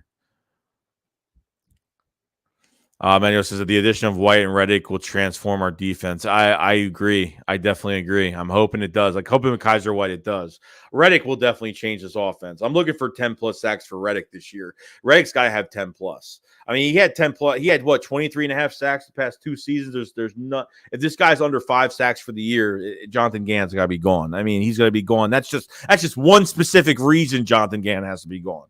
If he gets more talent with this defense, like no joke. Chuck says, was there better be options when we picked Davion Taylor? Was there better options? I don't remember. 3rd round? I'm not sure. Chester Barnett Dillard over TJ Watt, JJ over DK. One big name pick is Devonta has everyone thinking how he has changed. Brad said, I would trade Sanders for a 3rd round pick. I don't know about a 3rd rounder. We'll see, though. Oh, Miles Sanders rookie year was great. And not even just that, but Doug Peterson putting him in the passing game was probably one thing they should have kept. Nick should have stayed on him in the passing game. Like, I miss Miles Sanders in the passing game. He's a big mismatch against linebackers. I don't know why they don't do it with him. They do it with Kenneth Gainwell, and they do it with Boston Scott. They don't do it with Miles. I don't know why. I think Miles Sanders, he could be an all-purpose yard dual threat. He could.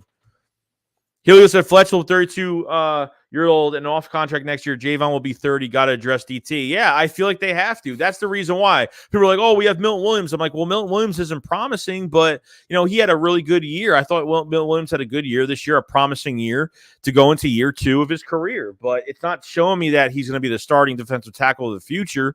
So I think you have to go out because you potentially could lose 2 defensive tackles this year. Like I said, Javon Hargrave might get re-signed, but you look at the aspect of who's a free agent after this year? Hargrave, Fletcher Cox. You got to sign another guy. You have to put another guy in there. Bobby says, what if Howie drafts London at 15 McDuffie? Yeah, horrible. I'd be pissed.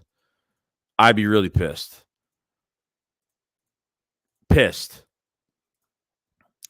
I understand you're trying to draft towards scheme, but if you draft a guy in the 1st round, he's supposed to pretty much take over any type of scheme he could play. It doesn't even matter at this point.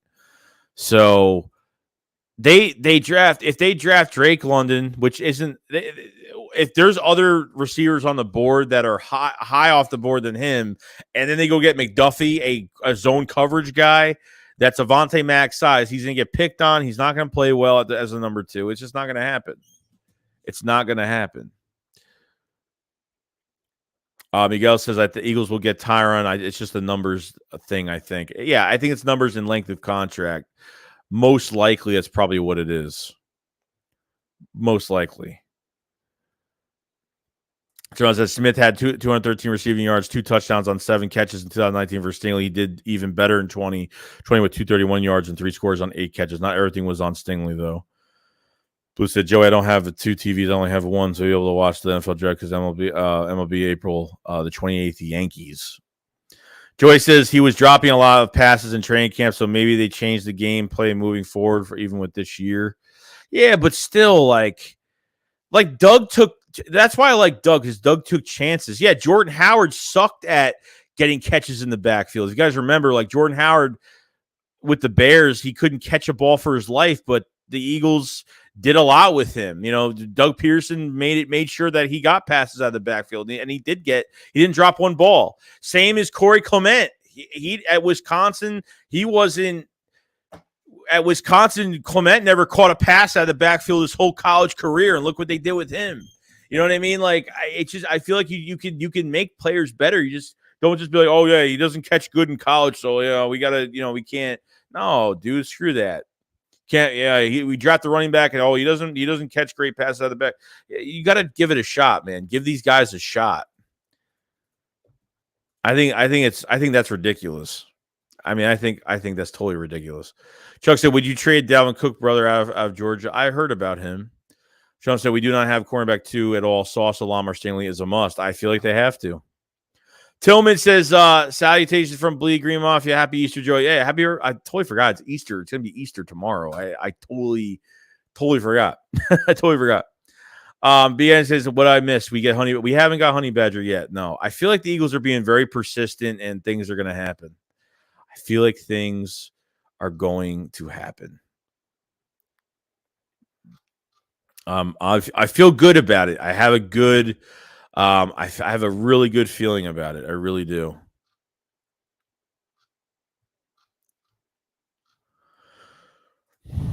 Brad said 3 to 4 stars. Do you come from this draft? I feel like they could draft 3 to 4 stars in this draft. I don't know how really, at the end of the day, I don't know how they can't do it. I really, I don't. I don't know. Fred says they stopped throwing to him. I think second year did real good in first, but dropped same in second year, made an issue. God says Amir White is Georgia running back. I would be targeting 4th or 5th. Richie Lyer says, you think Pickens will be there at 51? I don't think a lot of players are going to be there at 51. I feel like they're going to have to move up in the second round. 51 is way too far back, in my opinion. That's why. Brand said, I did a mock draft. Jordan and Wyatt were there at 15 and 18. I think I took Jalen Tolbert at 51. They took Shakur from BSU at 83. Then I took Strong at 101. Fred says that Clement pass and catch with. Yeah, I'm telling you, like, you could get it done. Like, just because someone's not good at doing something in college doesn't mean they can't learn it in the NFL and get better at it. Clement never caught a pass out of the backfield of Wisconsin at all. And look what they did with him. I mean, look what he did in the Super Bowl. I mean, he had a good year regardless, but that Super Bowl, man, he only had 100 yards receiving. I mean, he caught a ball over 3 guys and, like, he had a breakout run. Like, he played fantastic. Let's see. Marquise says that I can't name 5 receivers in Sauce Conference. God says all I want my Easter basket is a honey badger. Oh boy, I hope so, man. I hope so. I hope that's the gift. So it says right here, it says Lions head coach Dan Campbell doesn't appear to be a fan of drafting Oregon Kayvon Thibodeaux. So there's been a lot of rumors about Kayvon Thibodeaux moving out. So, we'll see.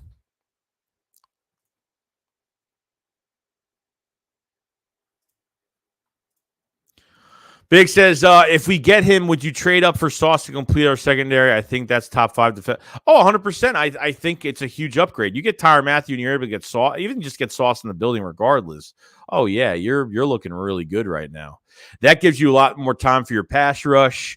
If your pass rush still isn't there this year, I mean, hopefully it is. And I think Slay and Sauce would make a lot of plays this year. Simmons says, so we have Mr. Watkins. We draft corner, then a D lineman second round, still get a receiver, and I believe it will be okay. But there's something we are all overlooking. Yeah, I mean, I feel like we're all going to be wrong at the end of the day. Every time the draft is here, we're always wrong. We're like, oh my God, how did he get drafted so high? Or oh my God, he fell down to us and we didn't grab him. Or oh, we picked him up. How did it happen? Sean says, we don't need a bunch of players, just good ones. How we should trade up as much as possible in the second, third. Our last pick should be in the 5th. Yeah, I agree, dude. I don't care about rounds like 6 to 7 or at least late 5 to 7. All I care about is like these 3 rounds. They can get four really good players. Sharon says, I think the pick trades can either go away. QB and extra picks for weapons next year, or weapons this year, and a QB next year. I think we actually have pretty good weapons. Just Hurts missing. No, I agree. I think he could have done a lot more. I think Hurts could have done a lot more with what he had. I think we would have won a lot more games this year because of mistakes. So I understand there were 6 to 8 touchdowns brought back on penalties and all that, but I think a lot more games could have been won this year. 100%. Offensively, definitely. So I agree. I don't think it's the worst. It's just very young, Chandler. It's a really young offense. It's young guys. It is. Totally get it. Jay says, say we get KT who starts on the line. All right, hold on. We got a new member to the Shake Squad Army, James Morris. Appreciate it so much, man. Let me just make sure and check what tier it is. I can't see on here on StreamYard. I can only see from my phone of what it is.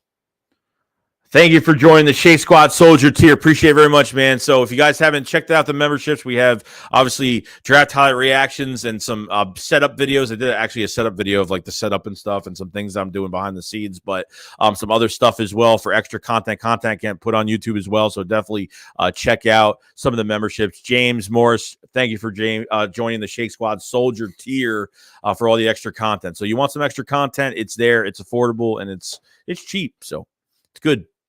Appreciate it, James, so much, man.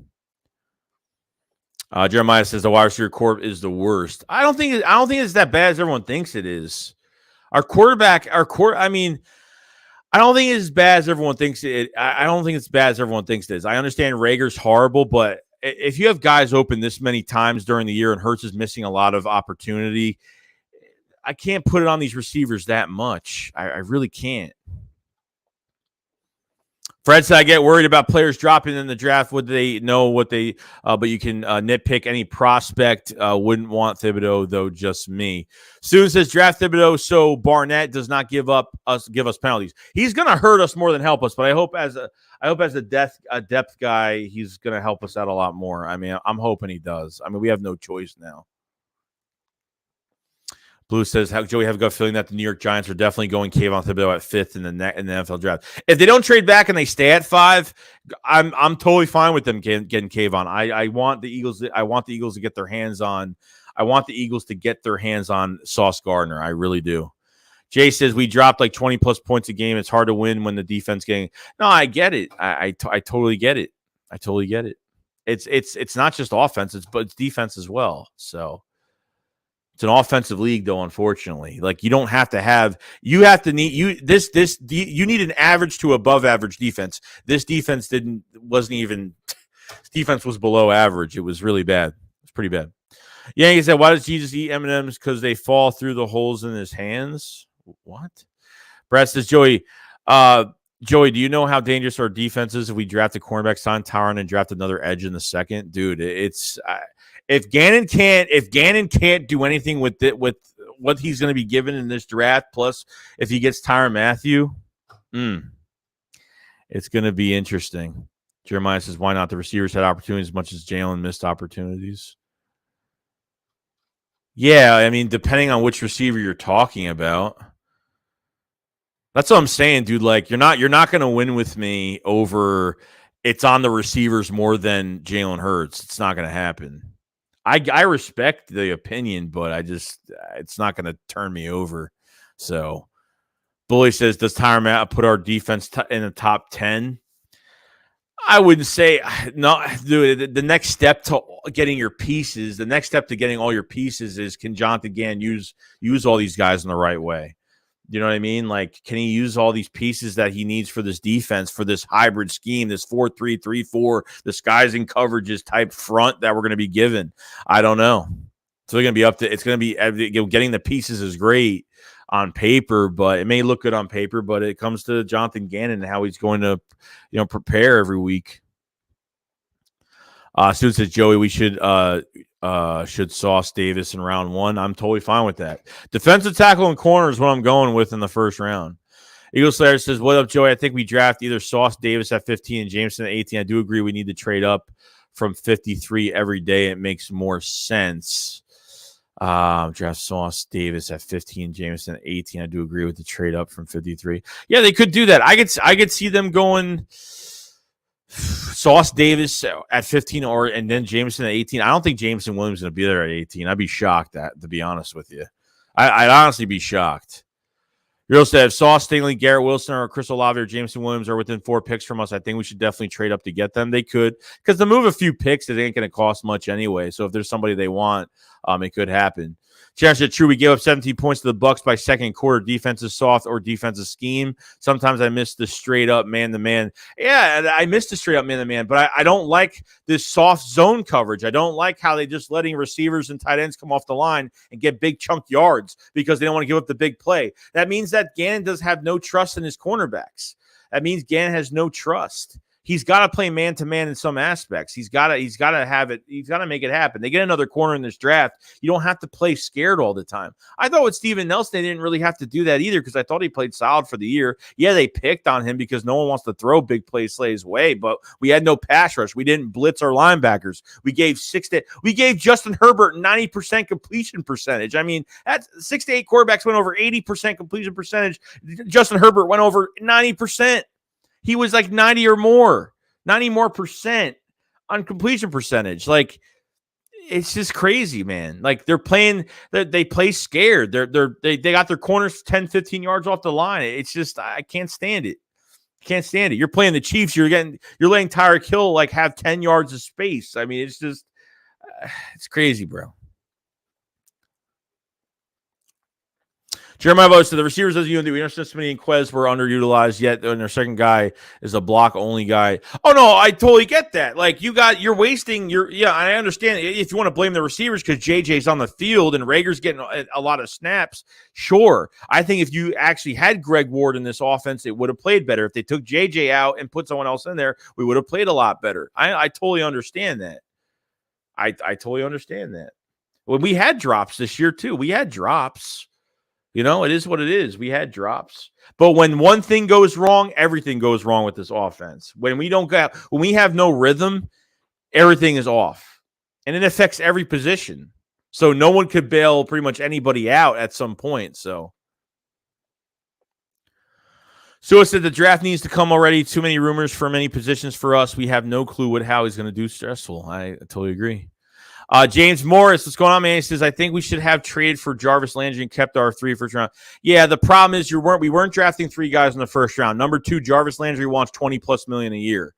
He's trying to get big money late in free agency. It's not going to happen. He's already visited a couple teams as it is right now, so we'll see. But yeah, Jeremiah said, I'm not downplaying Jalen's play, but you can't upsell me on this wide receiver core. I think it has to be improved, but the one thing that has to happen is Howie cannot justify the picks in Rager and J-Jaw, and I totally agree with that because they're messing up this wide receiver core more than helping. Do I think there was more potential in this wide receiver core? Do I think there, between the missed targets, the overthrown balls, underthrown, just the accuracy in general, I think there would have been a lot more. I thought there would have been a lot more wins in the win column. That's all I'm saying.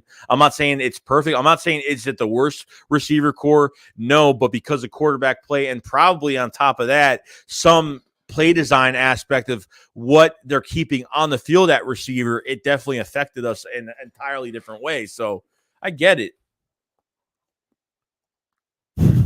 Donnie Beck's is 12 days until the moment of truth. That is true. That is true, bro. 100% true. Serious Dub said we should have gone after Clowney, I think. Clowney's still a free agent. I would have rather signed Clowney than signed Derek Barnett. I would have had Clowney there instead of Derek Barnett as of right now. No joke. That's what I would have had here. Yo, AK Eagles podcast, what's going on, man? Chilling, man. Chilling. If you guys haven't subscribed to AK Eagles podcast, subscribe to his channel. He's on the road to 1,000 subscribers and good content creator. Does a lot of live streams. Check him out if you guys haven't. Drops 2, bad routes. Yeah, I think it's everything. John, what's going on, bro? Fred says it's simple. Well, why did Twitter just restart like that? That was weird. There's nothing. I'm definitely going to watch the Sixers today. Hopefully get this first win today. That's what I'm hoping. We'll see what happens. Yeah, I don't think we're probably not going to hear anything today. Probably not going to hear anything tomorrow because of the holiday. I think by Sunday we'll hear a lot more.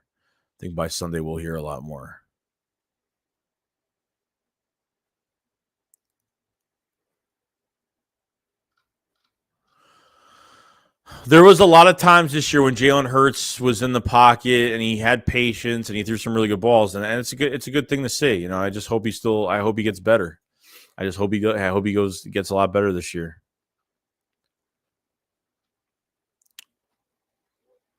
Colton says, any news, Joey? Haven't kept up yeah, it's not. It's been pretty quiet, man. It's been quiet. It's been pretty persistent. Besides the tweet from yesterday from Honey Badger, that's pretty much it. And that really spiced things up. But then he deleted it. So, AKC, appreciate the shout out. Respect, my guy. I appreciate, yeah, dude. I appreciate you coming in, man. Respect, dude. Definitely. So it says going to be tough without Thibault for the away games. Yeah. 5-star says, Joey, are you watching the USFL? Yeah, so are the Philadelphia Stars playing tomorrow? No, they're playing today, aren't they? Are they playing right now? I thought they were playing today. They might be playing today. Or are they not playing today?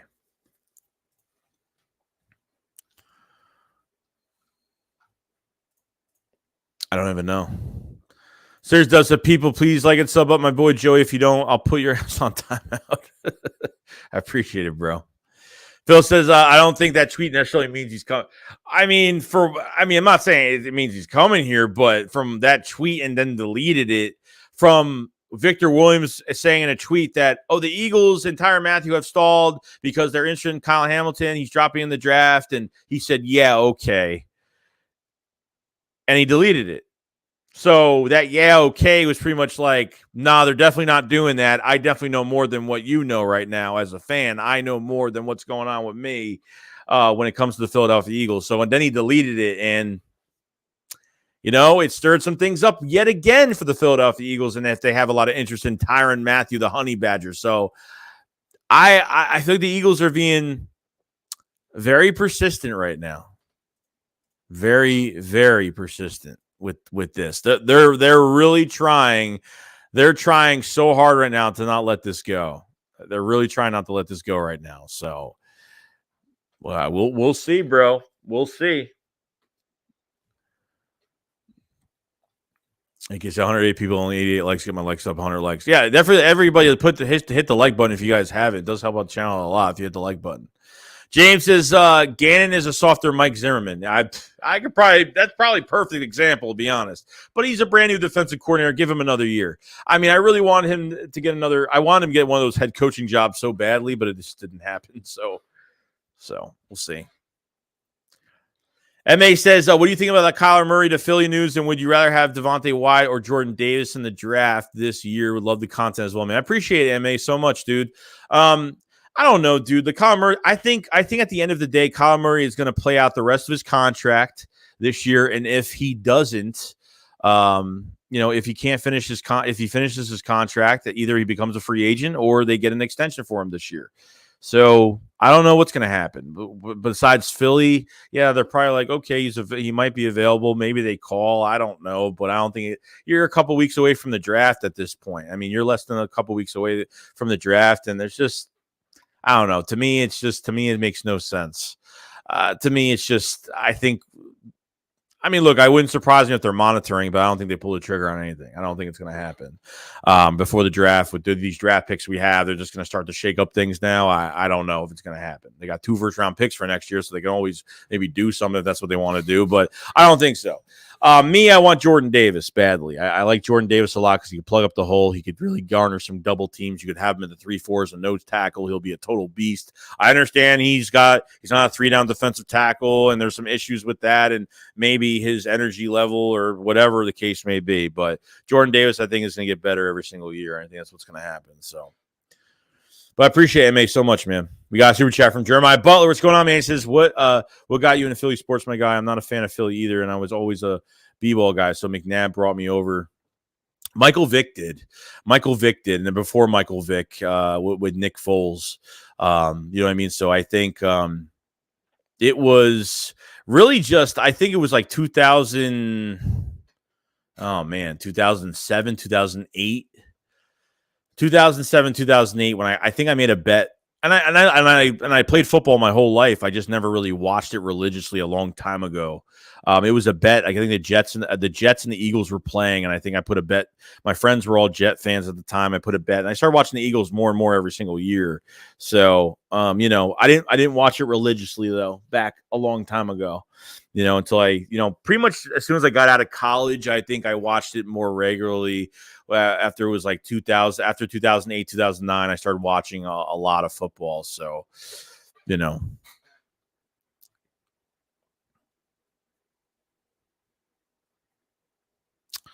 John says, I think we should have waited to get that extension because after the draft, and usually a GM is judged based on how he does through free agency and the draft.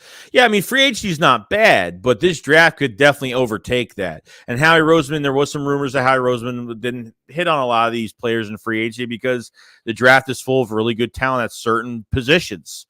He said at his Florida press conference when all the GMs met in Florida, he said that he doesn't want to draft. He didn't want a red shirt. He didn't want to redshirt a high draft pick this year because they already got that position in free agency, which is a really good sign because maybe that's why he didn't go after a wide receiver because he wants to get a receiver in this draft. He didn't want to pay a receiver that much money. He may have wanted to pull the trigger on certain receivers in free agency, but he didn't want to because I understand like you want a more proven veteran guy, which I wanted.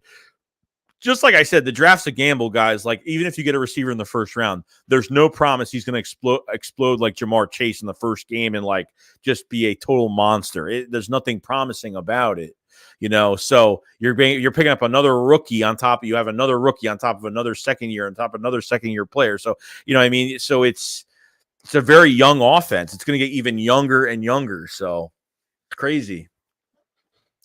We got James says, I think Jordan Davis is perfect replacement for Cox. We need to go back at old school Eagles defense. Jim Johnson days. How about that? Joey Zambuida, what's going on, man? He says, we need a wide receiver, one of them first rounders. We didn't address wide receiver for a good reason. All right, wide receivers going for way too much, and Mr. Gamble screwed us. Smith and the one of the Ohio State guys would be fire. Totally agree. Yo, I love we. What's going on, bro? How you doing, man? Hope you're having a good day today. Hope you enjoy your weekend. Yang Egg says, no promises on rookie receivers in the first, especially the ones named Rager. John says, that's why Joey Jeffrey should have never gave him an extension, and he already knows the problem now. It's Howie's team, not the owner. That's why Carson left. Medj said, wings up Joey. Howie's testing the waters as well as Matthew. I totally agree, bro. I totally agree with it. Totally agree. We got a super chat from LT. He said, I don't see how BPA for cornerback wide receiver isn't our first, second picks. Yeah, I don't know, dude. I don't know. Cornerback wide receiver isn't I think the Eagles are going corner wide receiver. If it's me, I'm going defensive line corner.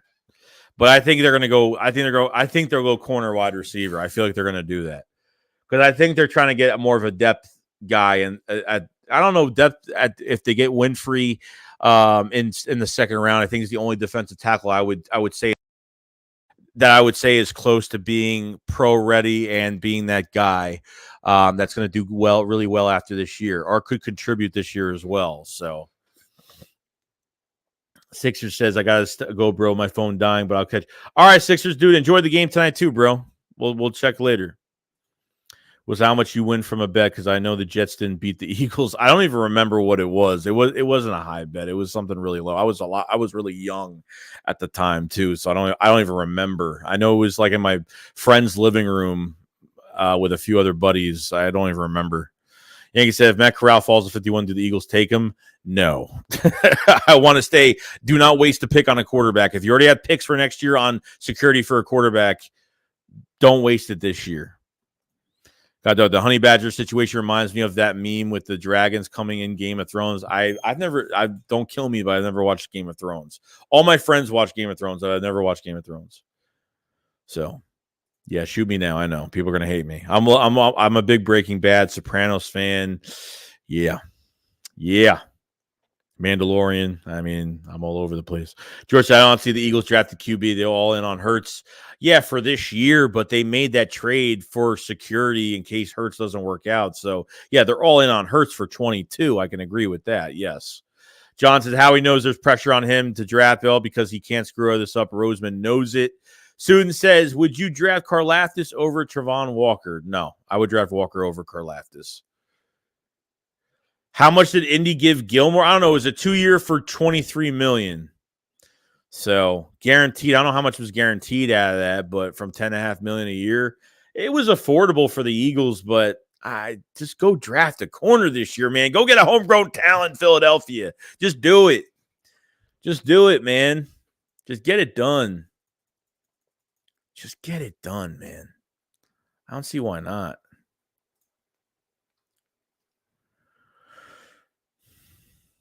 It's $14 million guaranteed. That's what it was. We getting Honey Badger for real, dude. I hope so, man. Joey says, first time watching live, but I've been watching and liking your videos for years. Great stuff, dude. Keep it up. Represent us, Joey's.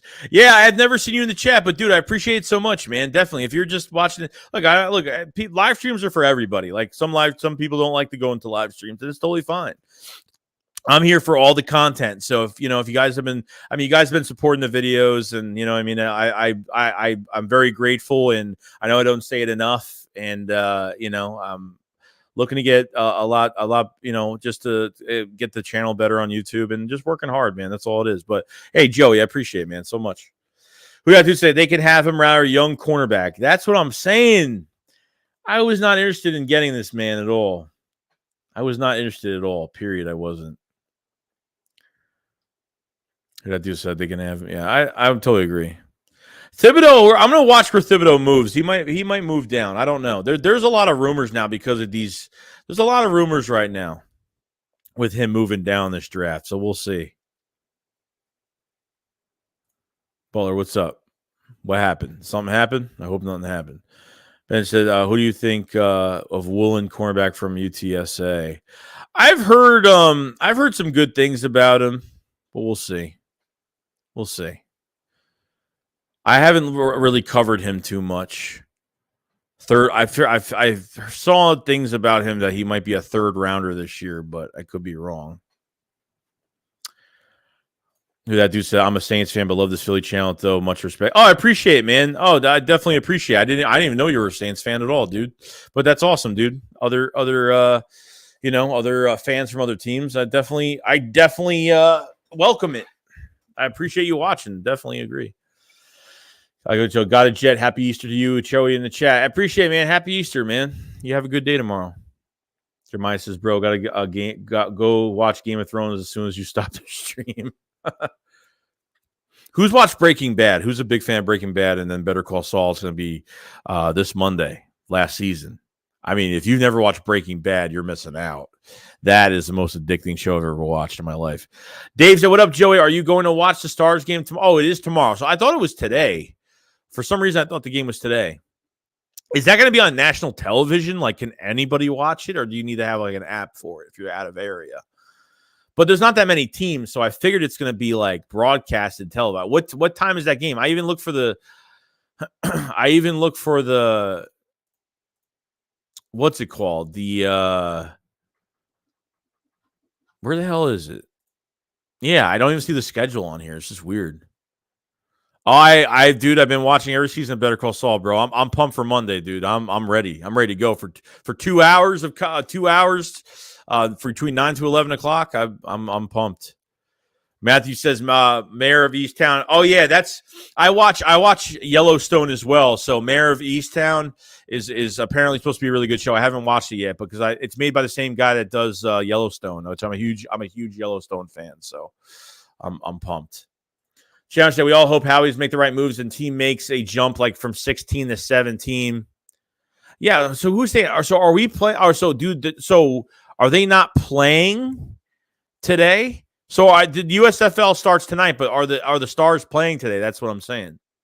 USA channel. Okay, so it'll be on. Mike Better Call Saul is great. You gotta watch Game of Thrones though. Jeremiah says, if you watch Thrones, I'll watch Breaking Bad. All right. I'll let you know. Probably not this weekend. I'll probably watch middle of the week when I have nothing to do. Probably middle of the week on some nights. If it's on one of the apps. I pretty much almost have like every movie app there is, except like Hulu. So Susan says they said if KT falls to 10, Eagles trading up to get him. Yeah, I'm interested to see if they add, because before Ojabo got hurt, I was all in on getting an edge rusher this year. I was all in on getting Ojabo this year. And then once Ojabo got hurt, I think it kind of changed some things. As soon as Ojabo got hurt, we signed Derek Barnett, and I felt like we were kind of, going a little further away from getting an edge rusher.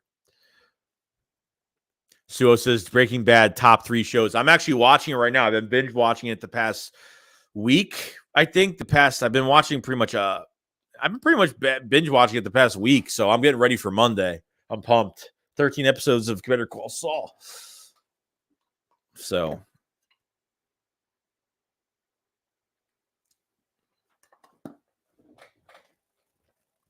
I'll let you know. I'm gonna not this weekend because of Easter tomorrow, and between I'm gonna be busy tonight, so probably like middle of the week.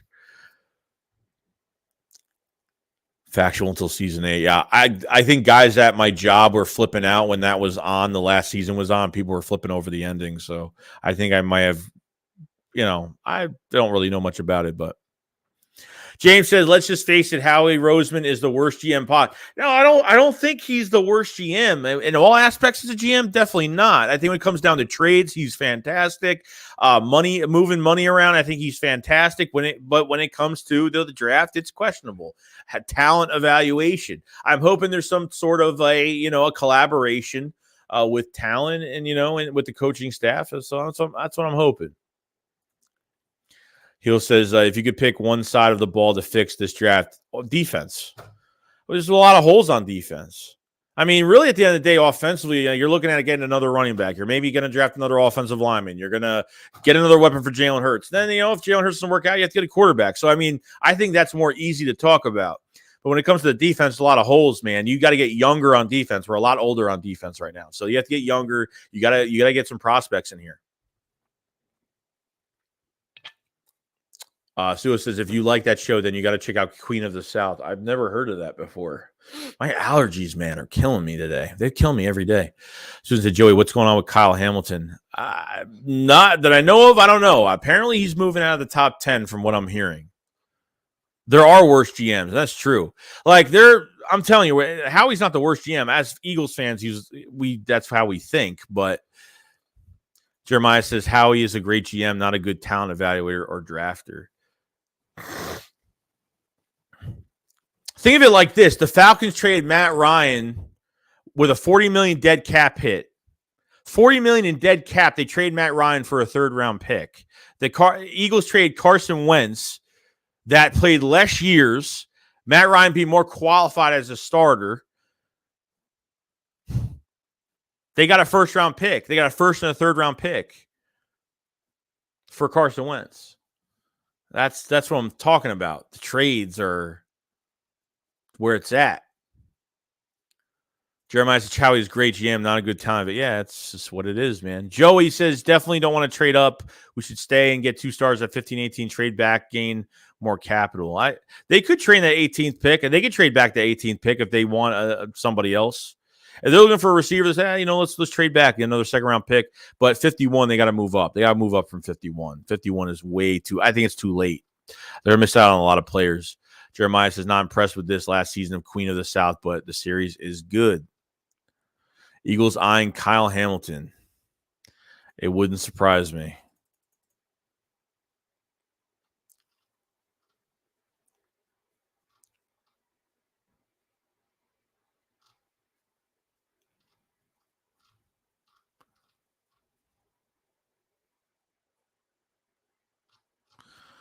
Trying to find out here. Did anybody find out what happened outside? Did you hear there was like a shootout outside the NovaCare complex or outside? I don't know if it was outside NovaCare or Lincoln Financial. There was like a shooting or something outside of that the other day. So I was making sure no one got hurt or something like that because I didn't know what was going on. I heard there was a shooting, but if you guys know about it. I don't know. Sean says Howie hired someone to keep him with the draft this year, I believe. Joe says we definitely need more defense than we need for offense. I definitely agree with you, Joey. Atlanta and got no QB in Ryan's play. It's just they trade a third-round pick. If you're getting hit with a $40 million dead cap, how are you only giving up a third-round pick? And then I heard the press conference, and they were like, oh, well, we had to respect. They gave Matt Ryan a lot of respect. He's been there a long time. But, dude, like, you got to get more than a third-round pick for a quarterback. I mean, that's a franchise guy. You know, that's a guy that could probably ultimately play well with the Colts. I think he will play well with the Colts. Seems like the Colts really turned some guys around. I didn't think Phillip Rivers was going to do anything with the Colts either, but he played really well. A third-round pick, and you got hit with a $40 million dead cap. It's just – that's not good. I mean, that's bad. That's bad. That's a bad trade. That was a horrible trade. A steal. I mean, a third-round pick for Matt Ryan, a steal for the Colts at the end of the day. And a former MVP. Yeah, dude, like – that's a horrible trade. I thought it was one of the worst trades. So if we did a trade like that, I mean, imagine trading Carson Wentz for a third-round pick. You'd be pissed. I mean, you'd be pissed off. Howie loves those conditional picks, and you know he's smart with all that stuff. And Howie knew he was like, Carson's gonna. They want to make sure. They did the second-round conditional because they wanted to make sure if all else fails, they're going to get a day 1, day 2 pick regardless. And they got a day 1 pick out of it. So, and that's the pick and then we gave that pick away, actually. So that pick we actually gave away that was the 19th pick. We gave that pick away to the Saints, which I'm totally fine with. So, JW says trade up to get Sauce, then trade back in the late first and grab Jameson Williams. Hopefully he'll fall maybe 25. Yeah, I'm hearing so much about Garrett Wilson and Jameson Williams being both top 10 this year. That's what I'm hearing right now. So,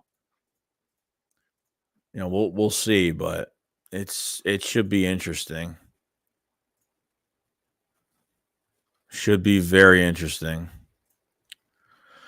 Fred says it's cool to hate on Howie. He does need talent evaluators, but he's a wizard account. I agree, dude. I 100% agree, man. Joseph says Howie would have got ran out of town. For trading Carson Wentz for a third rounder, yeah, he would have. Oh man, that would have been really bad. Joey says, I totally agree. I'm moving him from 51. It all for Ojabo. He's raw, hasn't played much, and goes for the ball, not the sack, turnover kind of guy. He's better than Hutch. I think he's better than Hutch. Yeah, you know what? Because every time I watched Michigan's defensive line, like Kayvon was Ojabo was just always in the mix. Ojabo flew across your screen. Like he always tried to pop the ball out. Like that's why I covered him really early. I was like, Ojabo is there's something up with Ojabo because he's just always in the frame. He's always there. So it's nice to see it. And he is a raw talent. I think he's going to have a really big ceiling. I do.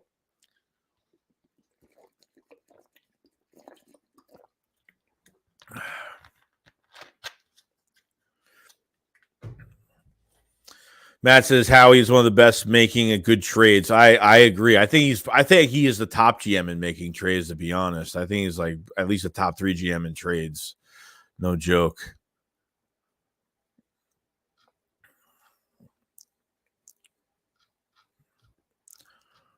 I agree. Michael said, would you do a live draft with LB? That'd be really up to him at the end of the day. I don't like to bother people, so I don't really bother anybody, to be honest. Like if I'm invited to something, then I'm invited. If I'm not, then it is what it is. Wilson, Williams, Olave in that order. Susan says, so we should have trading Wentz after 2017. Oh, we would have. Oh, yeah. If we traded Wentz after 17, we probably we would have got a lot more compensation. We probably would have had 2 first-round picks. Even coming off that injury, would have had 2 first-round picks. If we were stating after 17, clearly, oh, yeah, he would have been a hot commodity for trade, 100%. I mean, that would have been crazy. So I think how he moved away from the analytical drafting and more eye test that he wouldn't overthink the AI. I think that's the truth too, bro. I'm hoping to God it's not going to be analytical. I hope it's more of like you got the talent, it shows, and you're a top brand name, so you're coming to the Philadelphia Eagles. Joseph, I agree with you how he ranks among the best in doing trades. Yeah, definitely, dude. So Joey, would you trade up in the round 2? I don't know. Round 2 for Ojabo is kind of like, to me. I don't know. Like, I feel like in round 3 I would go after him. But, hey, if they end up trading back, if they end up getting another second-round pick, I'd be fine with it. But for the second-round pick, I don't know. I feel like I would pass. But if he's there, I guess I would take him. I would, I'm iffy about it, but. You got a super chat from Philly 1011. What's going on, man? He says, do you think they get Tyron O-line in draft? I think offensive line, definitely. They're going to draft between 3 to 5.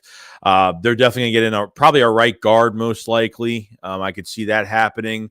I think they've been very persistent with Tyron Matthew. I feel like between the tweet yesterday, everything that Tyron's done on Twitter towards Big Play Slay and some of the Eagles fans, and I feel like they've been very persistent, and especially for me yesterday, that was a big one yesterday. That was like that he deleted, and I was like, damn, like it looks like Eagles are really going in, staying persistent with trying to get him because they do not want him to slip through their fingers at all.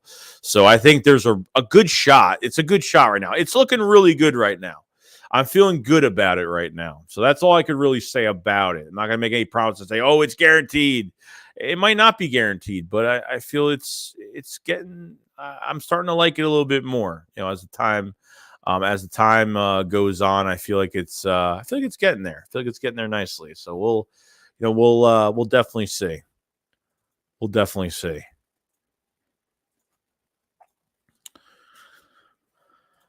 Let's see.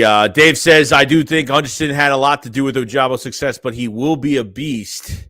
Yeah, I think he's still going to be a good talent. I think he's still going to be a really good talent regardless. Jerry says, what up, Shakes? Could have used you earlier when I was working overtime. That's all right. Go Eagles. It's all good, man. Well, I'm here now.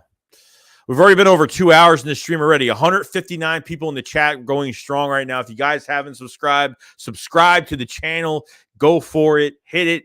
Because we are streaming every single day until the draft. Tomorrow might be different. It's a holiday tomorrow, so we might do a stream. We might not. There might be no content coming out tomorrow at all. So it's a holiday, so I don't really know what's going on. I don't even know what I'm doing yet for the holidays. So we might be content, might be just a stream tomorrow. It might be nothing tomorrow. But for the holiday, we might just take the day.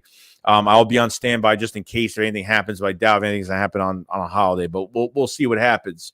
But we'll be streaming every single day. Like I said, subscribe, like the stream. If you like the stream, it does help out the channel a lot. The pinned comment, memberships, draft highlight reactions. We've been going over a lot of draft. We're almost on our 30th draft prospect right now. So we've been going crazy with those. Some update videos on my setup and other stuff like that. Any tier, doesn't matter what it is. You get the same stuff out of it. Just depends on what you want to spend, really. So it's cheap and it's there for the extra content. So I appreciate it very much. Eagle said, "Well, Joey, what's up? I need Jameson Williams in the building and Regalor out." I think I'm hoping he does. I think JJ's definitely out because of what we've added and what we're going to add. As of right now, I think we'll see. Joseph Sam and Nick Bonito would be my targets in the second, third. Daddy says, would you use 4th round pick on the punter? What do you think? And have you seen a tape of Marcus Jones from Houston? Marcus Jones from Houston, I haven't. I will put him. Let me see. I'm going to put Marcus Jones in my notes. I have notes for draft prospects and stuff. I got Marcus Jones. All right, Marcus Jones, all from Houston. Check him out. I will check him out. Joseph, spend time with your family. Take a day off. You deserve it. I appreciate it. I kind of took the day off yesterday. I didn't really take the day off yesterday. I didn't do a stream yesterday because I wanted to get some content done. I had like 2 videos come out this morning. I had a channel membership come out late last night. So I really even wasn't off. I took the day off from streaming yesterday, but tomorrow might be a rest day tomorrow. So we'll see. It might be a rest day. It might just be a day just to do things with the fam tomorrow. So we'll see. Love to check out Bonino. Haven't watched him since the beginning of the off season. I got it, bro. It's all good. Joey says, what is your order for wide receiver? Wilson, number 1 for me. He's an Eagles fan. Anyone an Eagles fan knowing how we are and wants to come here has balls. It's not even just that, but the more effort is going to be there if they want to be a Philadelphia Eagle like Garrett Wilson wants to. He put Howie and Nick on notice. Like I come from a football family. Michael Vick was my favorite quarterback. Like he said some stuff that made him like come get me. Come get me and draft me. I want to be here. Garrett Wilson is no joke. He is a freak of nature. No, he's going to be a beast here. He said him and Devontae Smith to be the most dangerous. So if it's up to me, it's like Jameson Williams, Treylon Burks. It's Jameson Williams, Garrett Wilson, Treylon Burks, Olave, in that order as of right now. So. Euro says Matt Areza has one of the biggest legs I've ever seen. Meeting strangers on the internet says any specific receivers in the draft you don't want. Drake London. I don't know, man. There's really Christian Watson. Like I used to be very high on him. I'm not high on him as much as I liked him in the second round. I think I would rather, I'd rather draft Pickett in the second round. I don't know, man. Hey, there's a lot of good, Dotson could do really well here. There's a lot of good receivers, man. There really is. Dave says, when is the next Philly shakedown? It's supposed to be tonight, but the problem is the Sixers are going to be on. So I got to talk to him. So I don't know. If anything changes, I'll put a post up, but I got to talk to him, though. Jamal said, what up, Jamal? What's going on, man? Joseph says, I agree with the Drake London. Yeah, that's definitely. Jeremiah said, Olave over Burke, skill set better than measurables. I get it. I like Olave too, bro. Christian Watson is the second round would be a steal. Yeah, I don't know. Like I heard people like saying he drops a lot. He drops a lot. He's got a high drop percentage too. But I mean, he reminds me of Deebo Samuel in a lot of ways because he plays running back and he can play wide receiver. And like Watson's good at good size, good speed. I think he's got a nice balance. So I've been on the train in the second round. I do like Pickens a lot more. If you're just going more, I know Pickens has size at 6'3", but being able to move the way he does, I think more Pickens is like a deep threat, but he's got height towards him, which I really do like. If you can get that deep threat type guy that can spread out the defense, and you have a guy like that, that's at 6'3", it's really hard to pass on. Oh, Pickens. Sorry, not Pickett. Pickens. I'm sorry. Sorry, guys. It is what it is. It happens. I said Pickens. Sorry. I hope not Pickett. I hope not. My piece of how you doing, Chris? If you had to guess what player we draft, who we taking? Chris. My name's not Chris. Are you talking to me? I don't know if you're talking to me. If you had to guess what player we draft, who we taking? I'm taking corner. I'm taking Sauce in the first round, moving up for Sauce or Stingley, or taking Andrew Booth at one of those picks, and taking defensive tackle and Devontae Wyatt and Jordan Davis. That's what I'm taking out of this draft as of right now. That is the interest I have right now. Dylan says Garrett Wilson, best wide receiver in the draft, easy. Matthew said if we don't go wide receiver in round 1, I want us to select George Pickens in round 2 if he's still on the board. He's not going to be on the board at 51. That's why I feel like they could trade back that 18th pick if they want to get a receiver. Say they draft a defensive line. I don't know what they're going to do. I really don't, man. It makes me nervous. You could trade up. They have 3 5th rounder. They have 2 3rds and 3 5th rounders and a 6th and 2 7ths. They definitely could move up in the second round. They just got to make it happen. Yo, Jason, what up, man? He said, what up, Joey? I got home. What did I miss? Nothing much, man. We're going to be ending soon, but I mean, it's already over 2 hours of streaming. I mean, I didn't even realize it was going for that long at all. Chris Shakes. My cousin, I have a cousin, Chris. I have a cousin that's Chris. But that's about it. That's as close to as Chris as I'm going to be.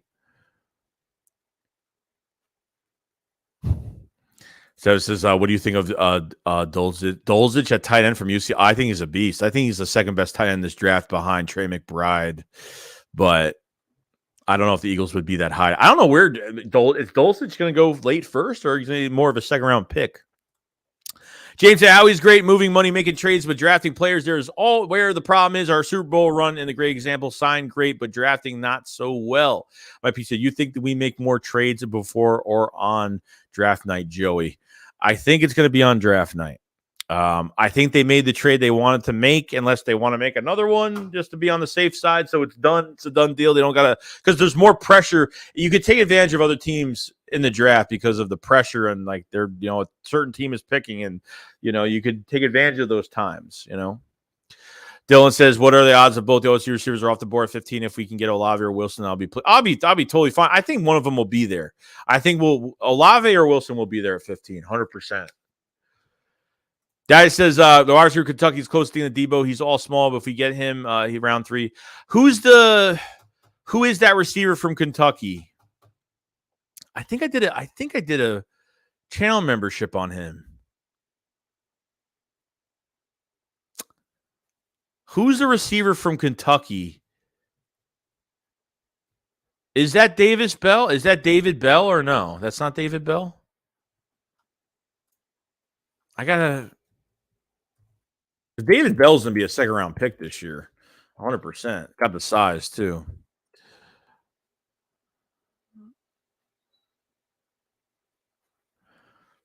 Joey says, wide receiver 15, best defensive player on the board, 18. What do you think? I do it.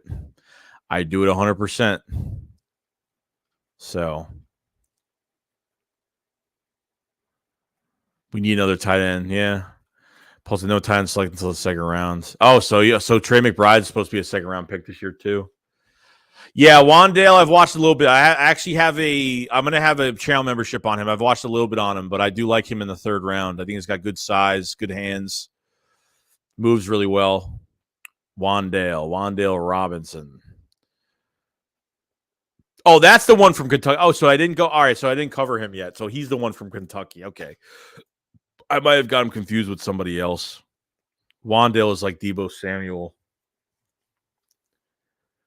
Okay, now I get it. Marvin says a lot of the talking points are leading to the reason why I'm really not worried. I'm just concerned about how he making the picks. Yeah, I'm telling you right now, it's so hard to screw this draft up with the depth there is. It's really hard. Kakoa says later, Joey, have a good one. Got to head out. All right, Kakoa, great. I'll see you later, and go Sixers, definitely. Yeah, I'll check him out, dude. That's all right, Wandale. I think I have him in my notes.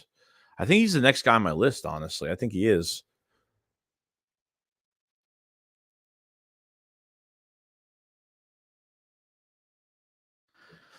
Appreciate it, Kikoa. Thank you so much. Make sure you like the stream. Appreciate it so much. Yeah, we're probably going to end right here, guys. We're over 2 hours, 20 minutes. We could probably go for another 4 hours, but I want you guys to get ready for the Sixers game tonight. I'm getting ready for the Sixers game in a couple hours. Hour and a half, I should say. And that's pretty much it, guys. I mean, we're getting ready. We're going to have tomorrow. I don't know what we're going to do because of the holiday. I don't want to just, do a stream and, force people to watch on a holiday. And you know what I mean? So I don't want to take people out of their element because I don't know what people do. Some people don't do nothing for Easter. Some people do a lot for Easter. So we'll be back. I'll see what happens tomorrow. I'll probably, if I don't have a stream, I'll have some videos out. If I don't have videos out, I'll have a stream. So we'll see. We'll see what happens. Or I might have nothing. So we'll see. Sunday just might, because no news is going to happen. We're not signing anybody. It's a holiday. It's not going to happen. So that's pretty much it, guys. You guys haven't subscribed to the channel before you leave. 140 still in here. Like the stream if you guys haven't. Check out the memberships in the pinned comment and description below. And I'll let you know on the update for the Philly shakedown tonight because the Sixers game's on and I don't know what's going on. So let me talk to Philly and it will be for 9 o'clock, but if it changes, I will let you know on a post. So, all right, guys, I will see you guys. You guys have a good holiday tomorrow. Happy Easter to everybody in here, and we'll be back. If not tomorrow, we'll be back Monday. But I'll probably have some channel memberships out tomorrow and some other stuff for some extra content and some videos. Probably we'll see. We'll see what happens. Tomorrow's gonna be a weird day because it's a holiday, so I might not do nothing. I might just say, let me just wait till Monday. We'll just start fresh on Monday and do our thing. So. All right, guys, you guys have a fantastic day, and we'll see you on the next one. Shake Squad up, follow slide. Peace out, guys. Peace. Like, subscribe. I'll see you guys later. Peace out, guys. Thank you all for coming in today. Thank you.